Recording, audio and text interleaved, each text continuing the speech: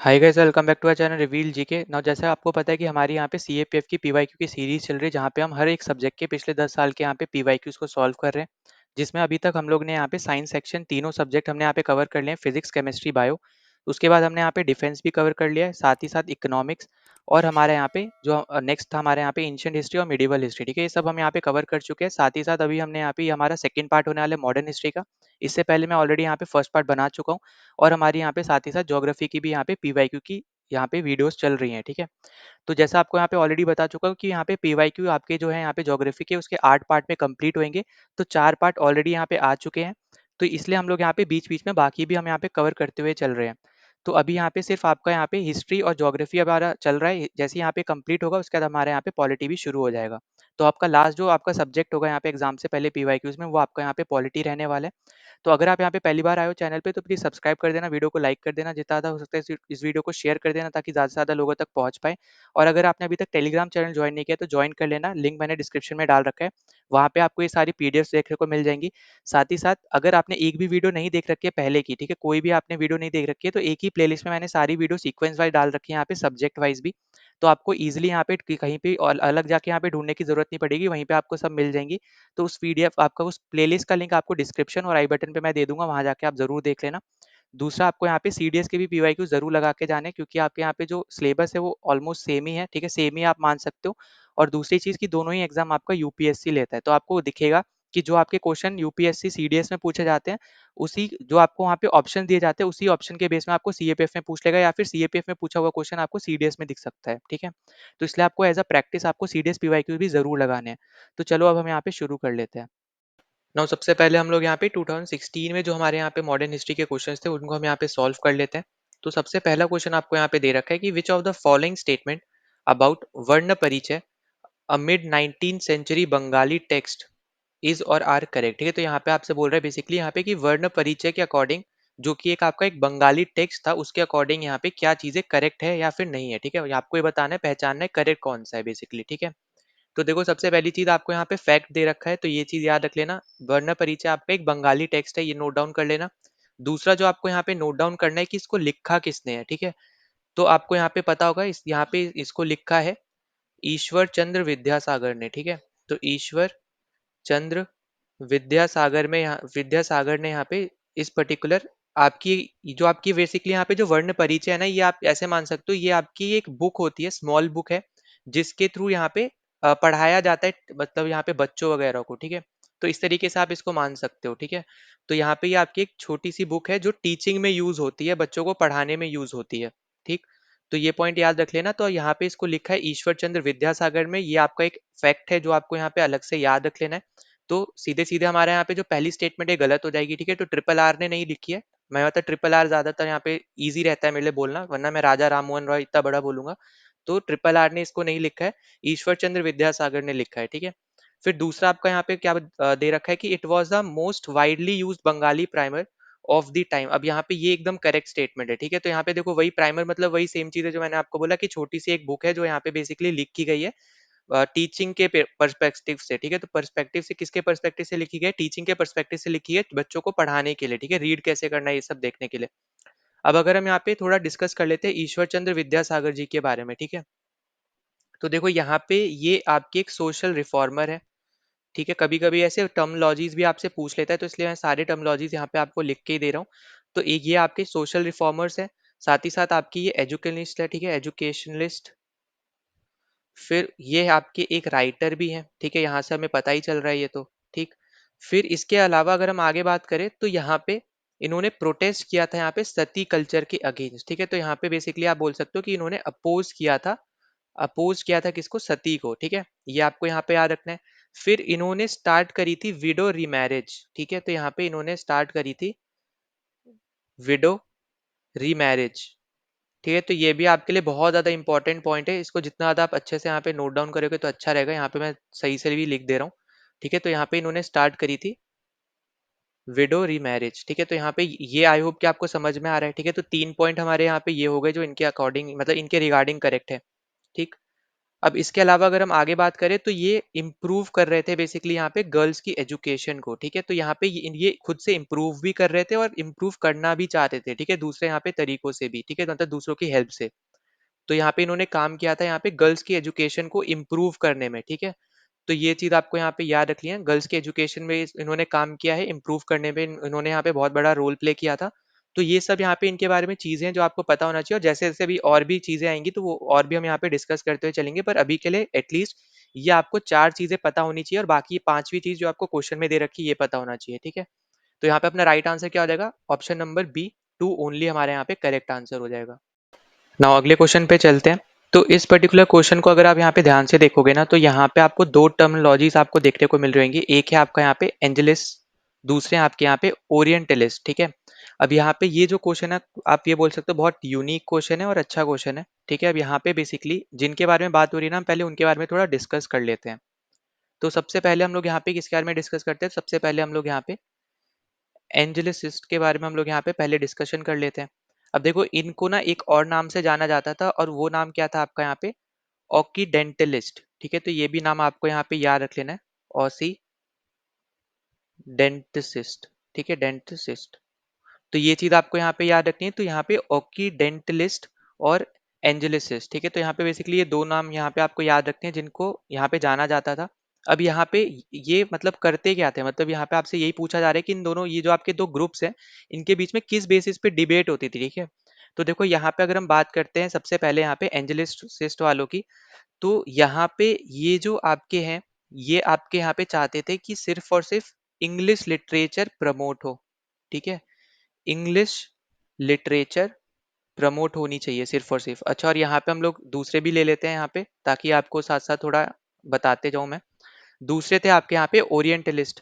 अब ओरिएंटलिस्ट कौन लोग थे, तो वो ऐसे लोग थे जो चाहते थे कि जो उस टाइम पे इंडिया में जो कल्चर चल रहा है, ठीक है, उसके ऊपर जो आपके यहाँ पे लिटरेचर पब्लिश्ड है, वो ज्यादा से ज्यादा यहाँ पे फैले। तो आप यहाँ पे लिख सकते हो नेटिव लिटरेचर को इन्होंने सपोर्ट किया था। अब नेटिव लिटरेचर कौन कौन सी हो सकती है, जो आपकी संस्कृत लैंग्वेज में थी, जो आपकी यहाँ पे अरबिक लैंग्वेज में थी, ठीक है। तो यहाँ पे ये भी पॉइंट याद रखना, जो संस्कृत लैंग्वेज में थी और जो आपकी यहाँ पे अरेबिक लैंग्वेज में थी। तो उन इस पर्टिकुलर आपके यहाँ पे लिटरेचर को इन्होंने प्रमोट करे थे, इन्होंने प्रमोट करा था, ठीक है। तो ऐसे लोग यहाँ पे थे आपके ओरिएंटलिस्ट में, और इसी के अपोजिट थे आपके यहाँ पे एंजेलिसिस्ट में, ठीक है। तो वहां पे वो चाहते थे सिर्फ और सिर्फ इंग्लिश का ही प्रमोशन हो, इंग्लिश लिटरेचर ही यहाँ पे लोग पढ़े। यहाँ पे चाह रहे थे कि सिर्फ नेटिव लिटरेचर का यहाँ पे प्रमोशन हो, ठीक है। आपको यहाँ पे आई होप की पहली चीज समझ में आ गई, ठीक। अब उसके बाद दूसरा आपको यहाँ पे ओरिएंटलिस्ट में पता चला था यहाँ पे कि ये चाहते थे कि लोगों को स्कॉलरशिप मिले, ठीक है। तो यहाँ पे ये चीज याद रखना कि लोगों को क्या मिले यहाँ पे, एक सेकंड देना। तो यहाँ पे सही से लिख लेते हैं हम लोग यहाँ पे। तो देखो यहाँ पे ये लोग क्या चाहते थे कि लोगों को यहाँ पे स्कॉलरशिप मिले, ठीक है। तो यहाँ पे लिख दे रहा हूँ मैं। तो यहाँ पे स्कॉलरशिप मिले, ठीक है, पहली चीज। क्या हो रहा है आज, एक सेकेंड, ठीक है। तो स्कॉलरशिप, और या फिर आप इसको बोल सकते हो यहाँ पे स्टाइपेंड, ठीक है। तो बेसिकली यहाँ पे क्या बोलना चाह रहे हैं कि यहाँ पे बोला जा रहा था कि जो भी नए लोग हैं, मतलब नए इन द सेंस यूथ है, ठीक है, जो आपके यहाँ पे अभी थोड़े जैसे 20 ईयर्स, 18 ईयर, 14 ईयर, इस टाइप के जो यहाँ पे बच्चे हैं, बेसिकली अगर वो यहाँ पे क्लासिकल लर्निंग करते हैं, ठीक है, अगर वो यहाँ पे क्लासिकल लर्निंग करते हैं, यहाँ पे मैं लिख भी दे रहा हूँ, स्कॉलरशिप फॉर क्लासिकल लर्निंग, ठीक है, क्लासिकल लर्निंग। क्लासिकल लर्निंग मतलब क्या होगा यहाँ पे कि नेटिव लिटरेचर के बारे में अगर उनके ऊपर वो पढ़ाई करते हैं, तो उनको यहाँ पे स्कॉलरशिप और स्टाइपेंड दिया जाएगा, ठीक है। ये चीज आपको यहाँ पे याद रखनी है, ये था इनका दूसरा, ठीक। तीसरा था यहाँ पे कि इन्होंने बहुत ज्यादा लार्ज क्वांटिटी में यहाँ पे इंकरेज किया था और इम्प्रूवमेंट करी थी बेसिकली यहाँ पे लिटरेचर की, ठीक है, इम्प्रूवमेंट किया था यहाँ पे लिटरेचर में। तो आपको यहाँ पे ये भी देखने को मिलेगा यहाँ पे कि ये जो आपके ओरिएंटलिस्ट थे, ये बेसिकली देखो दोनों ही ग्रुप जो था ना वो अंग्रेजी थे, ठीक है। दोनों ग्रुप में आपको अंग्रेजी देखने को मिले थे, पर कुछ अंग्रेज ऐसे थे जो यहाँ पे नेटिव लिटरेचर को फॉलो कर रहे थे, जो उसको बढ़ाना चाह रहे थे। और एंजलिस्ट वाले जो अंग्रेज थे, वो ऐसे समझ लो आप, ऐसे थे जो सिर्फ अपने कल्चर के बारे में सोच रहे थे, ठीक है, किस तरीके से, अभी हम उसके ऊपर भी मैं बात करूंगा क्यों चाह रहे थे वो ये चीज। तो यहाँ पे आई होप कि आपको अभी तक ये चीज, इतनी चीजें यहाँ पे समझ में आई हैं, ठीक है। फिर इसके अलावा अगर हम इसके अलावा अगर हम आगे बात करते हैं, तो यहाँ पे आपको क्या देखने को मिला था, जैसे मैंने बताया आपको इम्प्रूवमेंट ऑफ लिटरेचर देखने को मिला, जिसमें यहाँ पे बहुत ज्यादा पब्लिकेशन यहाँ पे हुआ था, ठीक है, पब्लिश करी गई थी बुक्स, पब्लिश करी गई थी यहाँ पे क्या, बुक्स वगैरह बहुत ज्यादा पब्लिश करी थी। पर यहाँ पे एक चीज है जो आपका यहाँ पे बुक्स पब्लिश हुई हैं, इसके ही बेसिस पे बेसिकली यहाँ पे जो एंजलिस्ट हैं इन्होंने बोला था कि हमें यहाँ पे सिर्फ इंग्लिश लिटरेचर को ही पब्लिश करना चाहिए, क्योंकि जो जो नॉर्मल यहाँ पे आपकी ऑर्गेनाइजेशन थी, ठीक है, जो मतलब जैसे आप मान सकते हो यहाँ पे कि जो नॉर्मल आपके स्कूल्स वगैरह थे, अगर वो कोई बुक पब्लिश कर रहे थे, जैसे आपका कलकत्ता स्कूल बुक सोसाइटी थी, ठीक है, यहाँ पे मैं लिख दे रहा हूँ, तो कलकत्ता स्कूल बुक सोसाइटी थी आपकी एक, कलकत्ता स्कूल बुक सोसाइटी, तो ये जो यहाँ पे पब्लिश करती थी बुक वगैरह, तो इनको यहाँ पे प्रॉफिट होता था, पर यहाँ पे जब ये अंग्रेज वगैरह यहाँ पे जो इनकी सोसाइटी थी ये जब करती थी, तो इनको कोई प्रॉफिट नहीं होता था, जिसके वजह से यहाँ पे इन्होंने बोला था कि पब्लिकेशन नहीं करना चाहिए, ठीक है, पब्लिकेशन नहीं करना चाहिए किसका, नेटिव का, ठीक है, नेटिव लिटरेचर का, ठीक है, तो ये चीज भी आपको यहाँ पे याद रखनी है, ठीक है, ये अब हम यहाँ पे एंजेलिसिस्ट के बारे में बात करेंगे। अब तीसरा यहाँ पे इन्होंने बोला था कि जो यहाँ पे जो नॉर्मल लोग हैं ना, इंडियन जो लोग हैं, वो भी चाहते हैं वो वेस्टर्न कल्चर को पढ़ें, ठीक है, वेस्टर्न के बारे में जो भी यहाँ पे नॉलेज है वो गेन करें, हमें यहाँ पे बहुत सारी रिफॉर्म्स में हमें देखने को मिला है, जो लोग चाहते हैं कि यहाँ पे इंग्लिश का जो मॉडल है, ठीक है, मतलब इंग्लिश यहाँ पे स्कूलों में पढ़ाई जाए, तो यही सेम चीज यहाँ पे इन्होंने बोली थी कि कुछ इंडियंस ऐसे हैं, ठीक है, इंडियंस ऐसे हैं जो यहाँ पे लाइक करते हैं इंग्लिश को, ठीक है, तो यहाँ पे ये चीज आपको यहाँ पे याद रखनी है, ठीक है, तो ये इंपॉर्टेंट पॉइंट्स हो जाएगा आपके लिए। अब यहाँ पे देखो सबसे इंपॉर्टेंट पॉइंट है यहाँ पे, ये किसके ऊपर बेस्ड है, मतलब यहाँ पे जो एंजेलिसिस्ट है यहाँ पे ये कौन से आइडिया के ऊपर या किसके आइडिया के ऊपर यहाँ पे कंप्लीट बेस्ड है, तो ये आपका आइडिया है आपका मैकलॉय, ठीक है, यहाँ पे मैं लिख दे रहा हूँ, तो ये है आइडिया मैकलॉय का, मैकलॉय मिनट्स करके आपका यहाँ पे ये आइडिया था बेसिकली, ठीक है, तो यहाँ पे इन्होंने यहाँ पे आइडिया दिया था, क्या आइडिया दिया था वो अभी हम यहाँ पे डिस्कस करेंगे। तो मिक्लॉय मिनट्स में बेसिकली देखो यहाँ पे क्या बोला गया था कि यहाँ पे जो भी आपकी क्लास है, ठीक है, जो भी जैसे मान लो यहाँ पे इसका आइडिया क्या था कि जो इंडियंस है, ठीक है, भले उनकी कोई भी स्किन हो, ठीक है, या फिर आप ऐसे समझ लो आपका जो खून है वो इंडियन हो, जो आपकी कोई भी कलर की स्किन हो, ठीक है, कोई भी कलर की स्किन हो, क्योंकि वो लोग ऑब्वियस सी बात है यहाँ पे स्किन के बेसिस पे हमेशा कमेंट करते थे, तो अगर आप देखोगे तो यहाँ पे इस पर्टिकुलर आइडिया में भी यहाँ पे यही बोला था, चाहे आप इंडियन हो, मतलब इंडियन ब्लड आपके अंदर हो, या फिर आप कोई इंडियन स्किन के इंसान हो, पर आपके यहाँ पे जो लैंग्वेज है ना उसका टेस्ट बेसिकली इंग्लिश रहना चाहिए, ठीक है, मतलब आपके अंदर यहाँ पे इंग्लिश का टेस्ट रहना चाहिए, ताकि आप यहाँ पे जो ब्रिटिशर्स का ओपिनियन है ना वो आप आगे फॉरवर्ड कर पाओ, आपके दिमाग में ब्रिटिशर्स के लिए ज्यादा इज्जत हो, ठीक है, आई होप कि आप समझ पा रहे हो मैं क्या बोलना चाह रहा हूँ। तो बेसिकली यहाँ पे इस पर्टिकुलर आइडिया में क्या बोला था, भले आप इंडियन हो, ठीक है, पर यहाँ पे क्या मेन चीज है यहाँ पे कि आप इंडियन होने के बावजूद भी अगर आपको इंग्लिश आती है ना, तो ऑब्वियस ही बात है यहाँ पे आपके ज्यादा चांसेस होंगे कि आप इंग्लिश जो यहाँ पे ब्रिटिशर्स हैं उनकी बात सुनोगे, उनके ओपिनियंस को मानोगे, उनके जो यहाँ पे मोराल्स है उसको फॉलो करोगे और फिर वहीं दूसरों को आगे फॉलो करवाओगे, तो इस वजह से क्या होगा कि आगे जाते जाते जो यहाँ पे इनका रूल था ना वो और ज्यादा ऐसे इंक्रीज होता जाएगा, ठीक है, उनके लिए एडमिनिस्ट्रेशन करना इजी रहेगा, क्योंकि सब लोग यहाँ पे अब जैसे जैसे आप यहाँ पे बनते जाएंगे लोग, तो धीरे धीरे वो यहाँ पे अंग्रेजों की ही बात मानने लगेंगे, ठीक है, तो ये यहाँ पे इसका आइडिया था, ठीक है, मैक्लॉय मिनट्स के अंदर यहाँ पे बेसिकली ये आइडिया था, ठीक, तो ये चीज आपको यहाँ पे याद रखनी है, इसलिए यहाँ पे बेसिकली बोला गया था कि क्लासिकल लैंग्वेज को, क्लासिकल लिटरेचर को हमें नहीं बढ़ाना है आगे, इन्होंने बोला था कि हमें यहाँ पे इंग्लिश लिटरेचर को ही आगे बढ़ाना है, ठीक है, आई होप कि आपको ये चीजें समझ में आ गई हूँ। अब हम चल लेते हैं अपने यहाँ पे ऑप्शंस की तरफ जो हमें यहाँ पे दे रखे हैं, तो यहाँ पे आपको बेसिकली वही बोला है, डिबेट किसके बेसिस पे हो रही थी, तो वो मैंने आपको यहाँ पे बता दिया है। अब पहला आपसे बोल रहे हैं the Anglicists wanted to cut the money being spent on printing Sanskrit and Arabic text, अब देखो ये तो अभी अभी मैंने आपको बताया था, तो मैंने आपको यहाँ नीचे ही बोल रखा है नेटिव लिटरेचर जब आपके यहाँ पे प्रमोट कर रहे थे तो संस्कृत और अरेबिक को ही प्रमोट कर रहे थे, और बहुत ज्यादा आपके यहाँ पे बुक्स को पब्लिश किया जा रहा था, तो इसके बेसिस पे यहाँ पे इन्होंने बोला था कि पब्लिकेशन नहीं करना चाहिए नेटिव लिटरेचर का, क्योंकि यहाँ पे इनको लॉस हो रहा था, वहीं पे एक जो दूसरा आपके यहाँ पे सोसाइटी थी कलकत्ता स्कूल बुक सोसाइटी, जब वो यहाँ पे पब्लिश कर रही थी तो उनको यहाँ पे फायदा हो रहा था एक तरीके से, ठीक है, तो ये पॉइंट याद रखना। दूसरा अगर आपको यहाँ पे दे रखा है the Anglicists wanted to cut the money spent on printing Sanskrit text but wish to continue to print Persian, अब यहाँ पे देखो ये पर्शियन के बारे में बात हो रही है और ऐसा कुछ भी नहीं था, ठीक है, तो यहाँ पे ये अपना गलत हो जाएगा। तो एंजेलिसिस जो थे बेसिकली यहाँ पे वो सिर्फ और सिर्फ इंग्लिश को ही मेन लिटरेचर मान के चल रहे थे, ठीक है, ये पॉइंट आपको हमेशा याद रखना है। तीसरा आपसे बोल रहा है जो the orientalist wanted stipend for the student of Arabic and Sanskrit, अब देखो ये मैंने सेकंड पॉइंट आपको यही बताया था, ये एकदम करेक्ट है, यहाँ पे जो इन्होंने बेसिकली क्या बोला था कि यहाँ पे जो भी यंग वंस है अगर वो यहाँ पे क्लासिकल लिटरेचर पढ़ते हैं तो उनको यहाँ पे स्कॉलरशिप दी जाएगी, साथ ही साथ या फिर आप बोलो आपको स्टाइपेंड मिलेगा, ठीक है, तो यहाँ पे अपना थर्ड ऑप्शन एकदम करेक्ट है। फोर्थ आपसे क्या बोल रहा है, the orientalist started a new Sanskrit college in Delhi. अब ये आपका गलत हो जाएगा, ठीक है। इन्होंने यहाँ पे एज सच कोई यहाँ पे कॉलेज आपका यहाँ पे स्टार्ट नहीं किया था दिल्ली में, ठीक। मतलब संस्कृत कॉलेज ऐसा कोई यहाँ पे इन्होंने स्टार्ट नहीं किया था। तो यहाँ पे अपना राइट आंसर क्या हो जाएगा, यहाँ पे अपना राइट आंसर हो जाएगा यहाँ पे 1 और 3, मतलब सी ऑप्शन हमारा यहाँ पे राइट आंसर है। ठीक है, तो आई होप कि आपको ये चीजें समझ में आ रही है यहाँ पे क्या लिखा गया है बेसिकली। ठीक, तो यहाँ पे अपना राइट आंसर हो जाएगा 1 और 3। और ये आपका एक आप बोलो अच्छा क्वेश्चन है, थोड़ा डीप में क्वेश्चन है पर डीप भी नहीं है, एक तरीके से आप बोलो डिफरेंट टर्म्स के साथ इन्होंने पूछ दिया है, तो इसलिए आपको यहाँ पे डीप लग सकता है, पर आपको यहाँ पे ये चीजें पता होनी चाहिए। और ये भी हमेशा याद रखना है, दोनों में ही आपके अंग्रेज थे, ठीक है, दोनों ग्रुप्स में आपको अंग्रेज देखने को मिलेंगे। अब जैसे एग्जाम्पल के तौर पे अगर हम यहाँ पे ओरिएंटलिस्ट की बात करते हैं, ठीक है, जो यहाँ पे नेटिव लिटरेचर को सपोर्ट कर रहे थे, तो उसमें आपको यहाँ पे वॉरेन हेस्टिंग दिखेगा, ठीक है, लॉर्ड मिंटो दिखेगा। उसके अलावा अगर हम देखें तो विलियम जोन्स वगैरह आपको यहाँ पे देखने को मिलेंगे। फिर आपका यहाँ पे जो आपका ये है एंजेलिसिस्ट है, तो यहाँ पे आपको और भी आपकी जो डिफरेंट डिफरेंट है, जैसे मकॉय जो मैंने आपको बोला, ये आपको देखने को मिल जाएगा, ठीक है। फिर राम मोहन रॉय, ठीक है, ट्रिपल आर, जो आपको मैंने पहले ही बोला था यहाँ पे कि कुछ रिफॉर्म्स ऐसे थे जो सिर्फ इंग्लिश लिटरेचर को प्रमोट करना चाह रहे थे, तो उसमें आपका यहाँ पे राजा राम मोहन रॉय भी यहाँ पे एक मेजर रोल प्ले कर रहे थे इसमें। ठीक, तो ये सब चीजें हैं जो आपको यहाँ पे याद रखनी है, ठीक है। तो राइट आंसर है अपना सी ऑप्शन 1 और 3। नाउ अगले क्वेश्चन पे चलते हैं। तो यहाँ पे इस पर्टिकुलर क्वेश्चन में आपको क्या बोला जा रहा है कि which one of the following statement about the Champaran Satyagraha is और आर करेक्ट। अब देखो, हमने चंपारण सत्याग्रह के रिगार्डिंग पिछले भी हमारे वीडियो में पार्ट 1 में हमने यहाँ पे डिस्कस किया था। तो यहाँ पे मैं आपको वापस से बता दे रहा हूँ, मैंने आपको उस टाइम भी बताया था कि यहाँ पे जब गांधी जी वापस इंडिया आए थे, उसके बाद गांधी जी का सबसे बड़ा यहाँ पे आप बोल सकते हो यहाँ पे ये पहला मूवमेंट था, ठीक है, जो आपका यहाँ पे 1917 में शुरू हुआ था।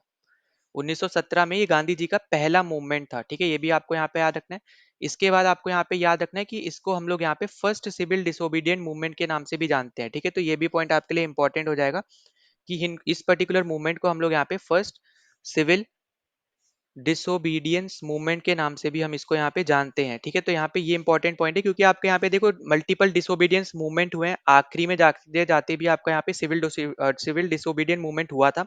पर आपसे कभी कभी पूछा जाता है कि पहला सिविल डिसोबीडियंट मूवमेंट कौन सा है। वैसे ही आपसे पूछा जाता है यहाँ पे कि पहली हंगर स्ट्राइक कौन सी है, तो वो थी आपकी यहाँ पे अहमदाबाद मिल स्ट्राइक। तो ये सब हम पिछले पार्ट में डिस्कस कर चुके हैं, ठीक है। अगर आपने नहीं देखा है तो देख लेना पहले वो अच्छे से। उसके बाद आपको पूछता है यहाँ पे कि नॉन कोऑपरेशन मूवमेंट पहली कौन सी थी, तो वो था आपका यहाँ पे खेड़ा सत्याग्रह, ठीक है। तो ये सब हम यहाँ पे पिछले ही पार्ट में अच्छे से सब कुछ इसके बारे में हम लोग यहाँ पे डिस्कस कर चुके हैं। तो यहाँ पे आई होप कि आपको ये चीजें इसमें तो कोई डाउट होगा नहीं, ठीक है। नॉन कोऑपरेशन मूवमेंट पहली कौन सी थी, खेड़ा सत्याग्रह। अब देखो यहाँ पे जब हम बात करेंगे चंपारण की, तो यहाँ पे हमें क्या देखने को मिला था कि यहाँ पे जो आपके प्लांटर्स थे, ठीक है, उनको यहाँ पे बोला गया था कि 3/20 लैंड पे आपको यहाँ पे इंडिगो उगाना है, ठीक है। तो ये पॉइंट आपको यहाँ पे हम पहले भी डिस्कस कर चुके हैं इसके बारे में। तो हम इसको क्या बोलते थे, इसको हम बोलते थे यहाँ पे तिंग सिस्टम, ठीक है। तो यहाँ पे मैं लिख भी दे रहा हूँ, तिंग सिस्टम हम इसको यहाँ पे बोलते थे, ये आपको यहाँ पे याद रखना है। तो हमें एक चीज यहाँ पे पता चल रही है कि हम यहाँ पे इंडिगो की बात कर रहे हैं। अगर आप यहाँ पे ऑप्शन देखो तीसरा वाला, ठीक है, तो यहाँ पे बोल रहा है कि ये टैक्सेशन था शुगर के रिगार्डिंग, तो ये तो ऐसी गलत हो जाएगी। तो ऑब्वियस ही बात है, आपको थर्ड ऑप्शन तो आपका होना नहीं है, जैसे ही थर्ड कैंसिल आउट करोगे तो आपका सी और डी ये दोनों कैंसिल आउट हो जाएंगे, ठीक है। इतनी चीज अभी तक समझ में आ गई आपको, आई होप। अब उसके बाद आपको यहाँ पे देखो पहला स्टेटमेंट से हम यहाँ पे शुरू करते हैं। तो पहला स्टेटमेंट आपको क्या बोल रहा है, the Champaran region had a long tradition of anti planter discontent and agitation. अब बेसिकली यहाँ पे क्या बोला जा रहा है यहाँ पे इस पर्टिकुलर स्टेटमेंट से, कि यहाँ पे जो चंपारण के लोग थे उनकी एक हिस्ट्री थी बेसिकली, कि यहाँ पे वो हमेशा आपके आप बोल सकते हो यहाँ पे कि वो अनसेटिस्फाइड रहते थे। यहाँ पे प्लांटेशन ओनर्स जो आपके थे यहाँ पे उनसे क्यों रहते थे, क्योंकि यहाँ पे जो टैक्सेशन था उसके रिगार्डिंग, ठीक है। साथ ही साथ आपको हमेशा इस पर्टिकुलर रीजन में आपको यहाँ पे देखने को मिलेगा, यहाँ पे हमेशा प्रोटेस्ट होते रहे हैं, ठीक है। तो आपकी यहाँ पे जो स्टेटमेंट है एकदम आपकी यहाँ पे करेक्ट स्टेटमेंट है। दूसरा आपसे बोल रहा है कि Mahatma Gandhi gave all India publicity to the grievances of Champaran cultivator. अब बेसिकली यहाँ पे आपसे बोला जा रहा है कि जो आपके महात्मा गांधी थे, जब इन्होंने ये मूवमेंट ज्वाइन करी, तो यहाँ पे बेसिकली महात्मा गांधी ने क्या किया, यहाँ पे इस पे फोकस डाला, ठीक है, इस मूवमेंट पे फोकस डाला, क्योंकि पहले इतना ज्यादा इसको इग्नोर कर रहे थे, आप ये बोल सकते हो। पर जैसे ही महात्मा गांधी जी इसमें जुड़े, वैसे ही यहाँ पे इस मूवमेंट के ऊपर फोकस पड़ा, सब लोग की नजर इस पे आ गई, ठीक है। नेशन वाइड यहाँ पे ये मूवमेंट बहुत ज्यादा पॉपुलर हुआ था और यहाँ पे इनको इंसाफ भी मिला था, ठीक है। तो ये चीजें भी आपको यहाँ पे याद रखनी है। तो अपना यहाँ पे सेकंड स्टेटमेंट भी क्या है, एकदम करेक्ट स्टेटमेंट है। तो हमारा राइट आंसर क्या हो जाएगा, ए तो हमारा गलत हो गया, हमारा आंसर हो जाएगा यहाँ पे बी ऑप्शन, ठीक है। तो ये सब हम यहाँ पे थोड़ा बहुत हम पहले भी डिस्कस कर चुके हैं, और ये सब चीजें आप यहाँ पे स्टेटमेंट बस आपको समझनी है कि यहाँ पे बोलना क्या चाह रहे हैं, ठीक है। तब आप यहाँ पे इजीली आंसर मार्क कर सकते हो।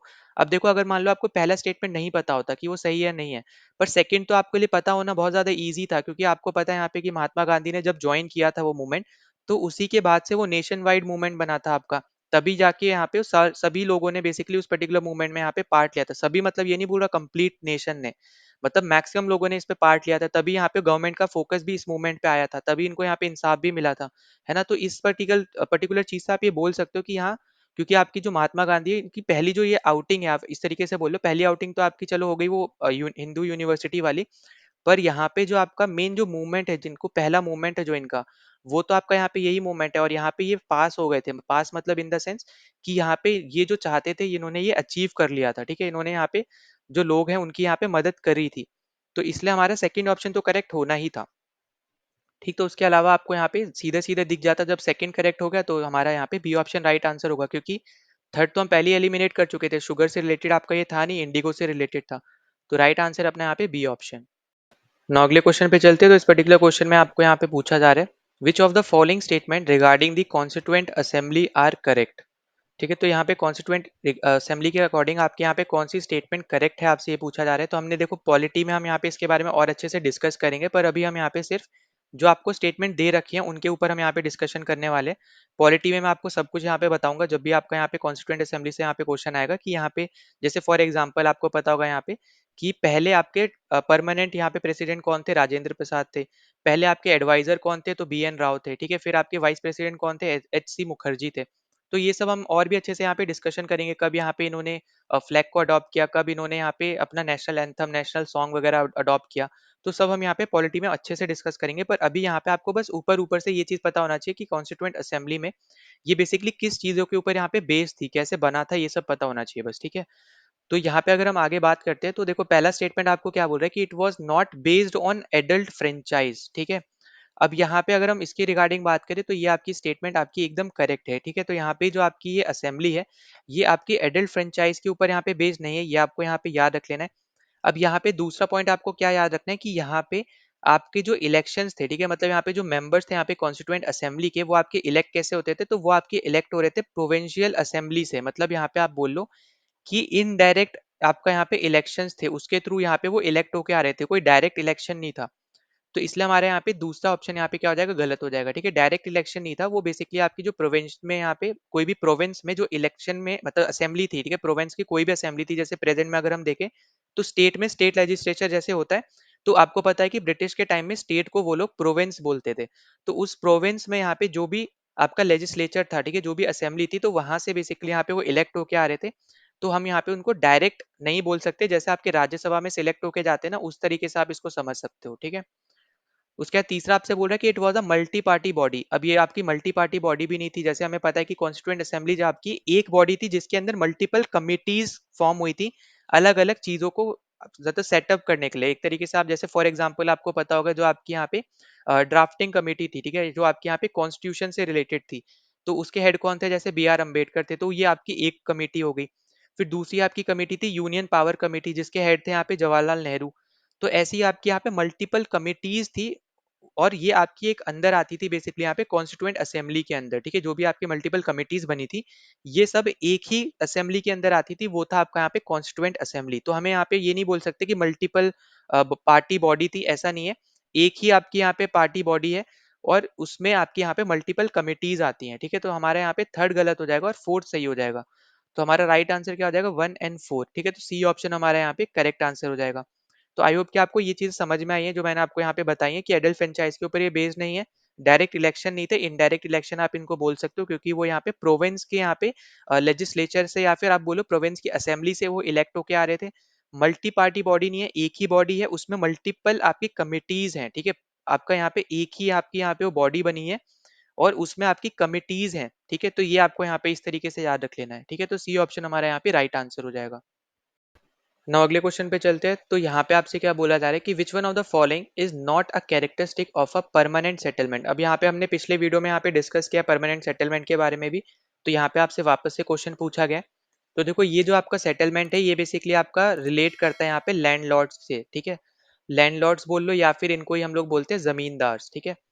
तो ज़मींदार या फिर लैंडलॉर्ड से आपका यहाँ पे ये जो सेटलमेंट है ये आपका यहाँ पे रिलेट करता है। इसको लेके कौन आया था? तो कॉर्नवालिस लेके आया था। हम सब कुछ अच्छे से डिस्कस कर चुके हैं पिछले पार्ट में।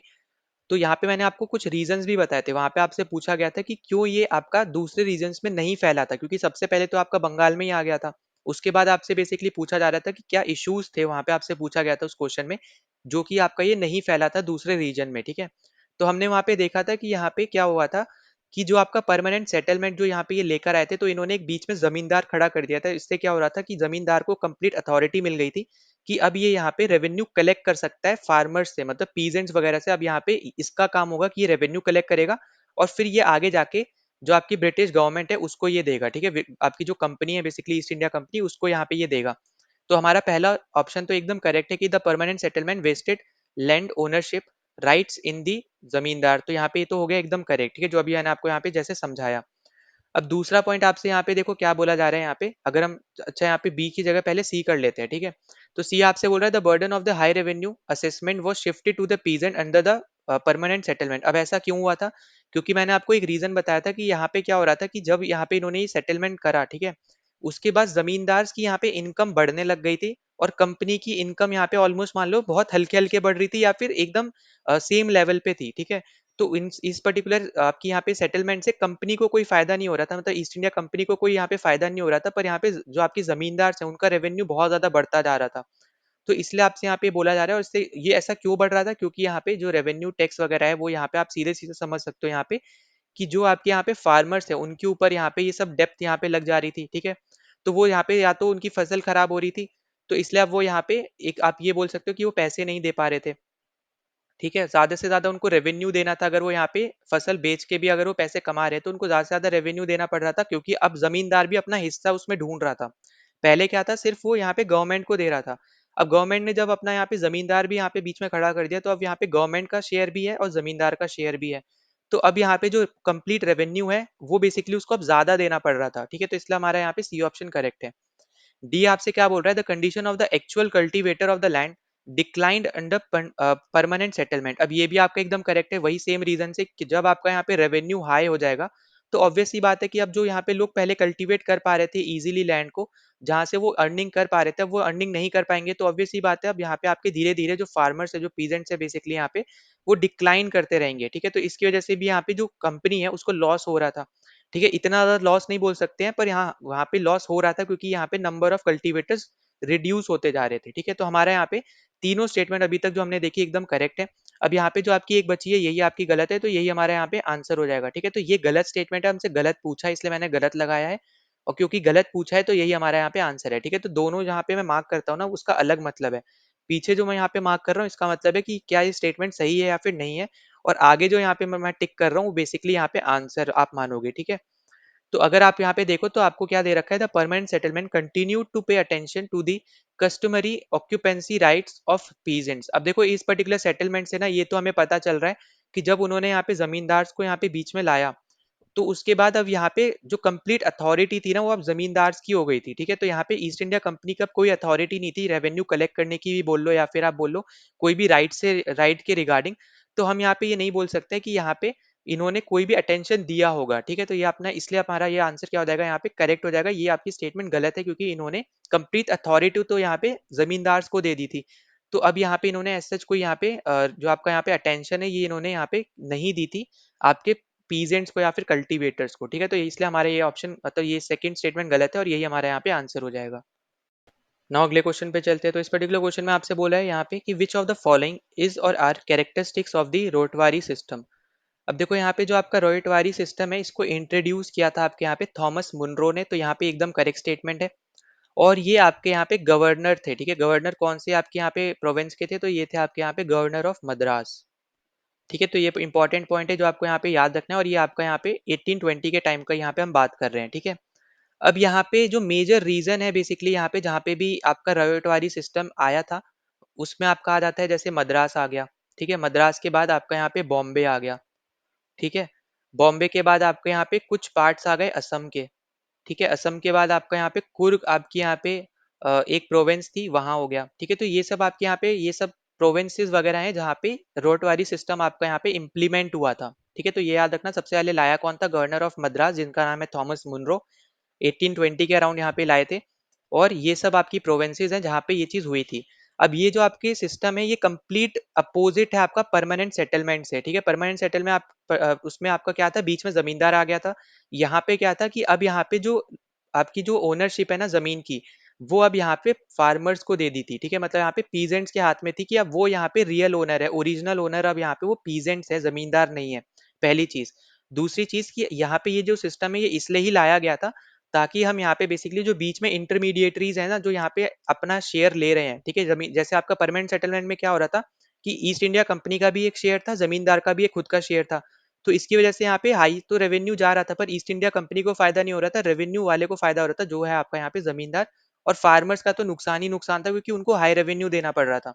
तो इसलिए आपका यहाँ पे ये सिस्टम आया था आपका मद्रास वगैरह में और बॉम्बे, ये सब आपके रीजन में, जहाँ पे अब यहाँ पे क्या होगा कि आपके जो पीजेंट्स है ना, डायरेक्ट आपकी यहाँ पे जो ईस्ट इंडिया कंपनी है, ठीक है, जो आपके यहाँ पे गवर्नमेंट है यहाँ पे बेसिकली इनकी, उसको अब यहाँ पे ये पेमेंट करेंगे, ना कि बीच में आपकी जमींदार वगैरह को पेमेंट करेंगे, ठीक है। तो ये याद रखना कि 10 आपका अपोजिट है यहाँ पे ये परमानेंट सेटलमेंट से, ठीक।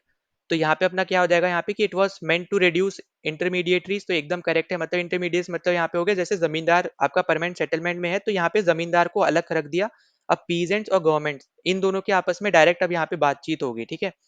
फिर अपना थर्ड आपको दे रखा है, cultivating peasants for were gradually improvised by this system. अब यहाँ पे देखो इसका मतलब क्या है, बेसिकली कहने का कि यहाँ पे अब इससे क्या हुआ था ना कि यहाँ पे जो टोटल रेवेन्यू आप बोल लो या फिर जो एक टैक्स का यहाँ पे बर्डन था, ठीक है, जो आपके यहाँ पे पीजेंट्स थे उनके ऊपर पहले जितना, जैसे परमानेंट सेटलमेंट की जब हम बात करते तो उनको हाई रेवेन्यू देना पड़ रहा था। पर अब यहाँ पे उनको थोड़ा बहुत आप बोल सकते हो रिलीफ मिला था, क्योंकि अब उनको वो जमींदार का शेयर नहीं देना पड़ रहा था। अब उनको डायरेक्ट सिर्फ और सिर्फ यहाँ पे गवर्नमेंट का शेयर उनको देना है, ठीक है। तो यहाँ पे डायरेक्ट कलेक्ट करते थे, यहाँ पे आपकी जो ब्रिटिश गवर्नमेंट थी वो डायरेक्ट टैक्स वगैरह कलेक्ट करती थी यहाँ पे फार्मर्स से ही। तो यहाँ पे हमारा थर्ड करेक्ट हो जाएगा। फिर फोर्थ आपसे बोल रहा है कि it was introduced in the parts of Madras and Bengal presidency. अब ये आपका गलत हो जाएगा, क्योंकि मद्रास में तो हुआ था पर बंगाल में नहीं हुआ था, ठीक है। तो यहाँ पे अपना क्या करेक्ट हो जाएगा, यहाँ पे 1, 2 और 3 करेक्ट है, 4 हमारे यहाँ पे गलत है। तो हमारा यहाँ पे आंसर क्या हो जाएगा, यहाँ पे ऑप्शन नंबर बी हमारा यहाँ पे राइट आंसर हो जाएगा, ठीक है। अब यहाँ पे देखो एक और छोटा सा सिस्टम मैं आपको बता दे रहा हूँ, वो यहाँ पे याद रख लेना। एक था आपका यहाँ पे महलवारी सिस्टम, ठीक है। तो यहाँ पे मैं पहले लिख दूं, तो महलवारी सिस्टम आपका यहाँ पे ये था, इसको इंट्रोड्यूस किया गया था यहाँ पे 1833 में, ठीक है। और इसको इंट्रोड्यूस किसने किया था, तो इसको इंट्रोड्यूस किया था यहाँ पे विलियम बेंटिक ने, ठीक है। वही विलियम बेंटिक जिसने सती का अपोज किया था, ठीक है। ये आप था, ये आपका है यहाँ पे विलियम बेंटिक। अब उसके अलावा अगर हम बात करें तो आपको पता होगा ये आपका था गवर्नर जनरल ऑफ इंडिया, ठीक है। पहला गवर्नर जनरल था यहाँ पे इंडिया का, ठीक है। अगर हम उसके हिसाब से बात करें, मतलब जो भी पोस्ट है आपकी यहाँ पे, first governor general of India कौन था, विलियम बेंटिक था। अब उसके बाद अगर हम इसमें आगे बात करते हैं तो इस पर्टिकुलर सिस्टम में ना आपको देखने को मिले हैं दोनों सिस्टम, ठीक है। मतलब जो आपका परमानेंट सेटलमेंट है वो भी आपको देखने को मिला है, और आपको यहाँ पे रोटवारी सिस्टम भी देखने को मिला है। अब देखो परमानेंट सेटलमेंट को ना हम जमींदारी सिस्टम भी बोलते हैं या फिर जमींदार सिस्टम भी बोलते हैं, ठीक है। तो यहाँ पे इस चीज से कंफ्यूज मत हो ना। यहाँ पे आपको देखने को मिला है, यहाँ पे मैं लिख भी दे रहा हूँ, तो यहाँ पे आपको जमींदारी सिस्टम भी देखने को मिला है, प्लस आपको यहाँ पे रोटवारी सिस्टम भी देखने को मिला है, ठीक है। रोटवारी सिस्टम भी आपको यहाँ पे देखने को मिला है। ये दोनों चीज आपको यहाँ पे इस पर्टिकुलर महलवारी सिस्टम में देखने को मिली है, ठीक है। तो ये आपके लिए एक इंपॉर्टेंट पॉइंट था जो आपको यहाँ पे समझना है।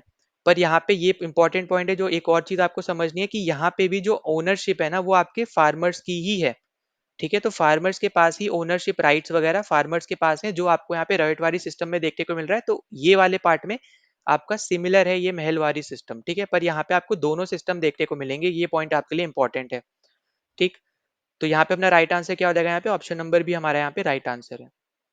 नाउ अगले क्वेश्चन पे चलते हैं। तो इस पर्टिकुलर क्वेश्चन में आपसे क्या बोल रहे हैं, consider the following statement about the Santhal Hul of 1855 to 56, ठीक है। तो बेसिकली यहाँ पे ये आपको रिवोल्ट की बात है यहाँ पे जो की जा रही है। तो यहाँ पे आपको याद रखना है कि यहाँ पे आपका एक संतल रिवोल्ट हुआ था, ठीक है। तो ये आपको ये चीज यहाँ पे याद रखनी है। और ये आपका पहला, ठीक है, फर्स्ट आपका यहाँ पे ये रिवोल्ट था, ये भी पॉइंट आपको यहाँ पे याद रखना है, जो कि पीजेंट के साथ हुआ था, ठीक है। मतलब पीजेंट ने यहाँ पे शुरू किया था। तो फर्स्ट पीजेंट रिवोल्ट था ये आपका, ठीक है। और आपको यहाँ पे पता होगा कि संथल आपकी एक ट्राइब है, ठीक है। ये आपकी क्या है, एक ट्राइब है। और आपको पता होगा अभी यहाँ पे जो हमारी प्रेसिडेंट भी है यहाँ पे, द्रौपदी मुर्मू जी, तो वो भी यहाँ पे वो इसी पर्टिकुलर ट्राइब से वो रिलेट करती है, ठीक है। मतलब वो इसी पर्टिकुलर ट्राइब की है। तो ये सब चीज़ें हमें हमें यहाँ पे जानना बहुत ज़्यादा इंपॉर्टेंट भी है, ठीक है? अगर हम यहाँ पे सीए के पर्सपेक्टिव से भी बात करें, मतलब करंट अफेयर से भी रिलेटेड आपसे क्वेश्चन बन सकता है, ठीक?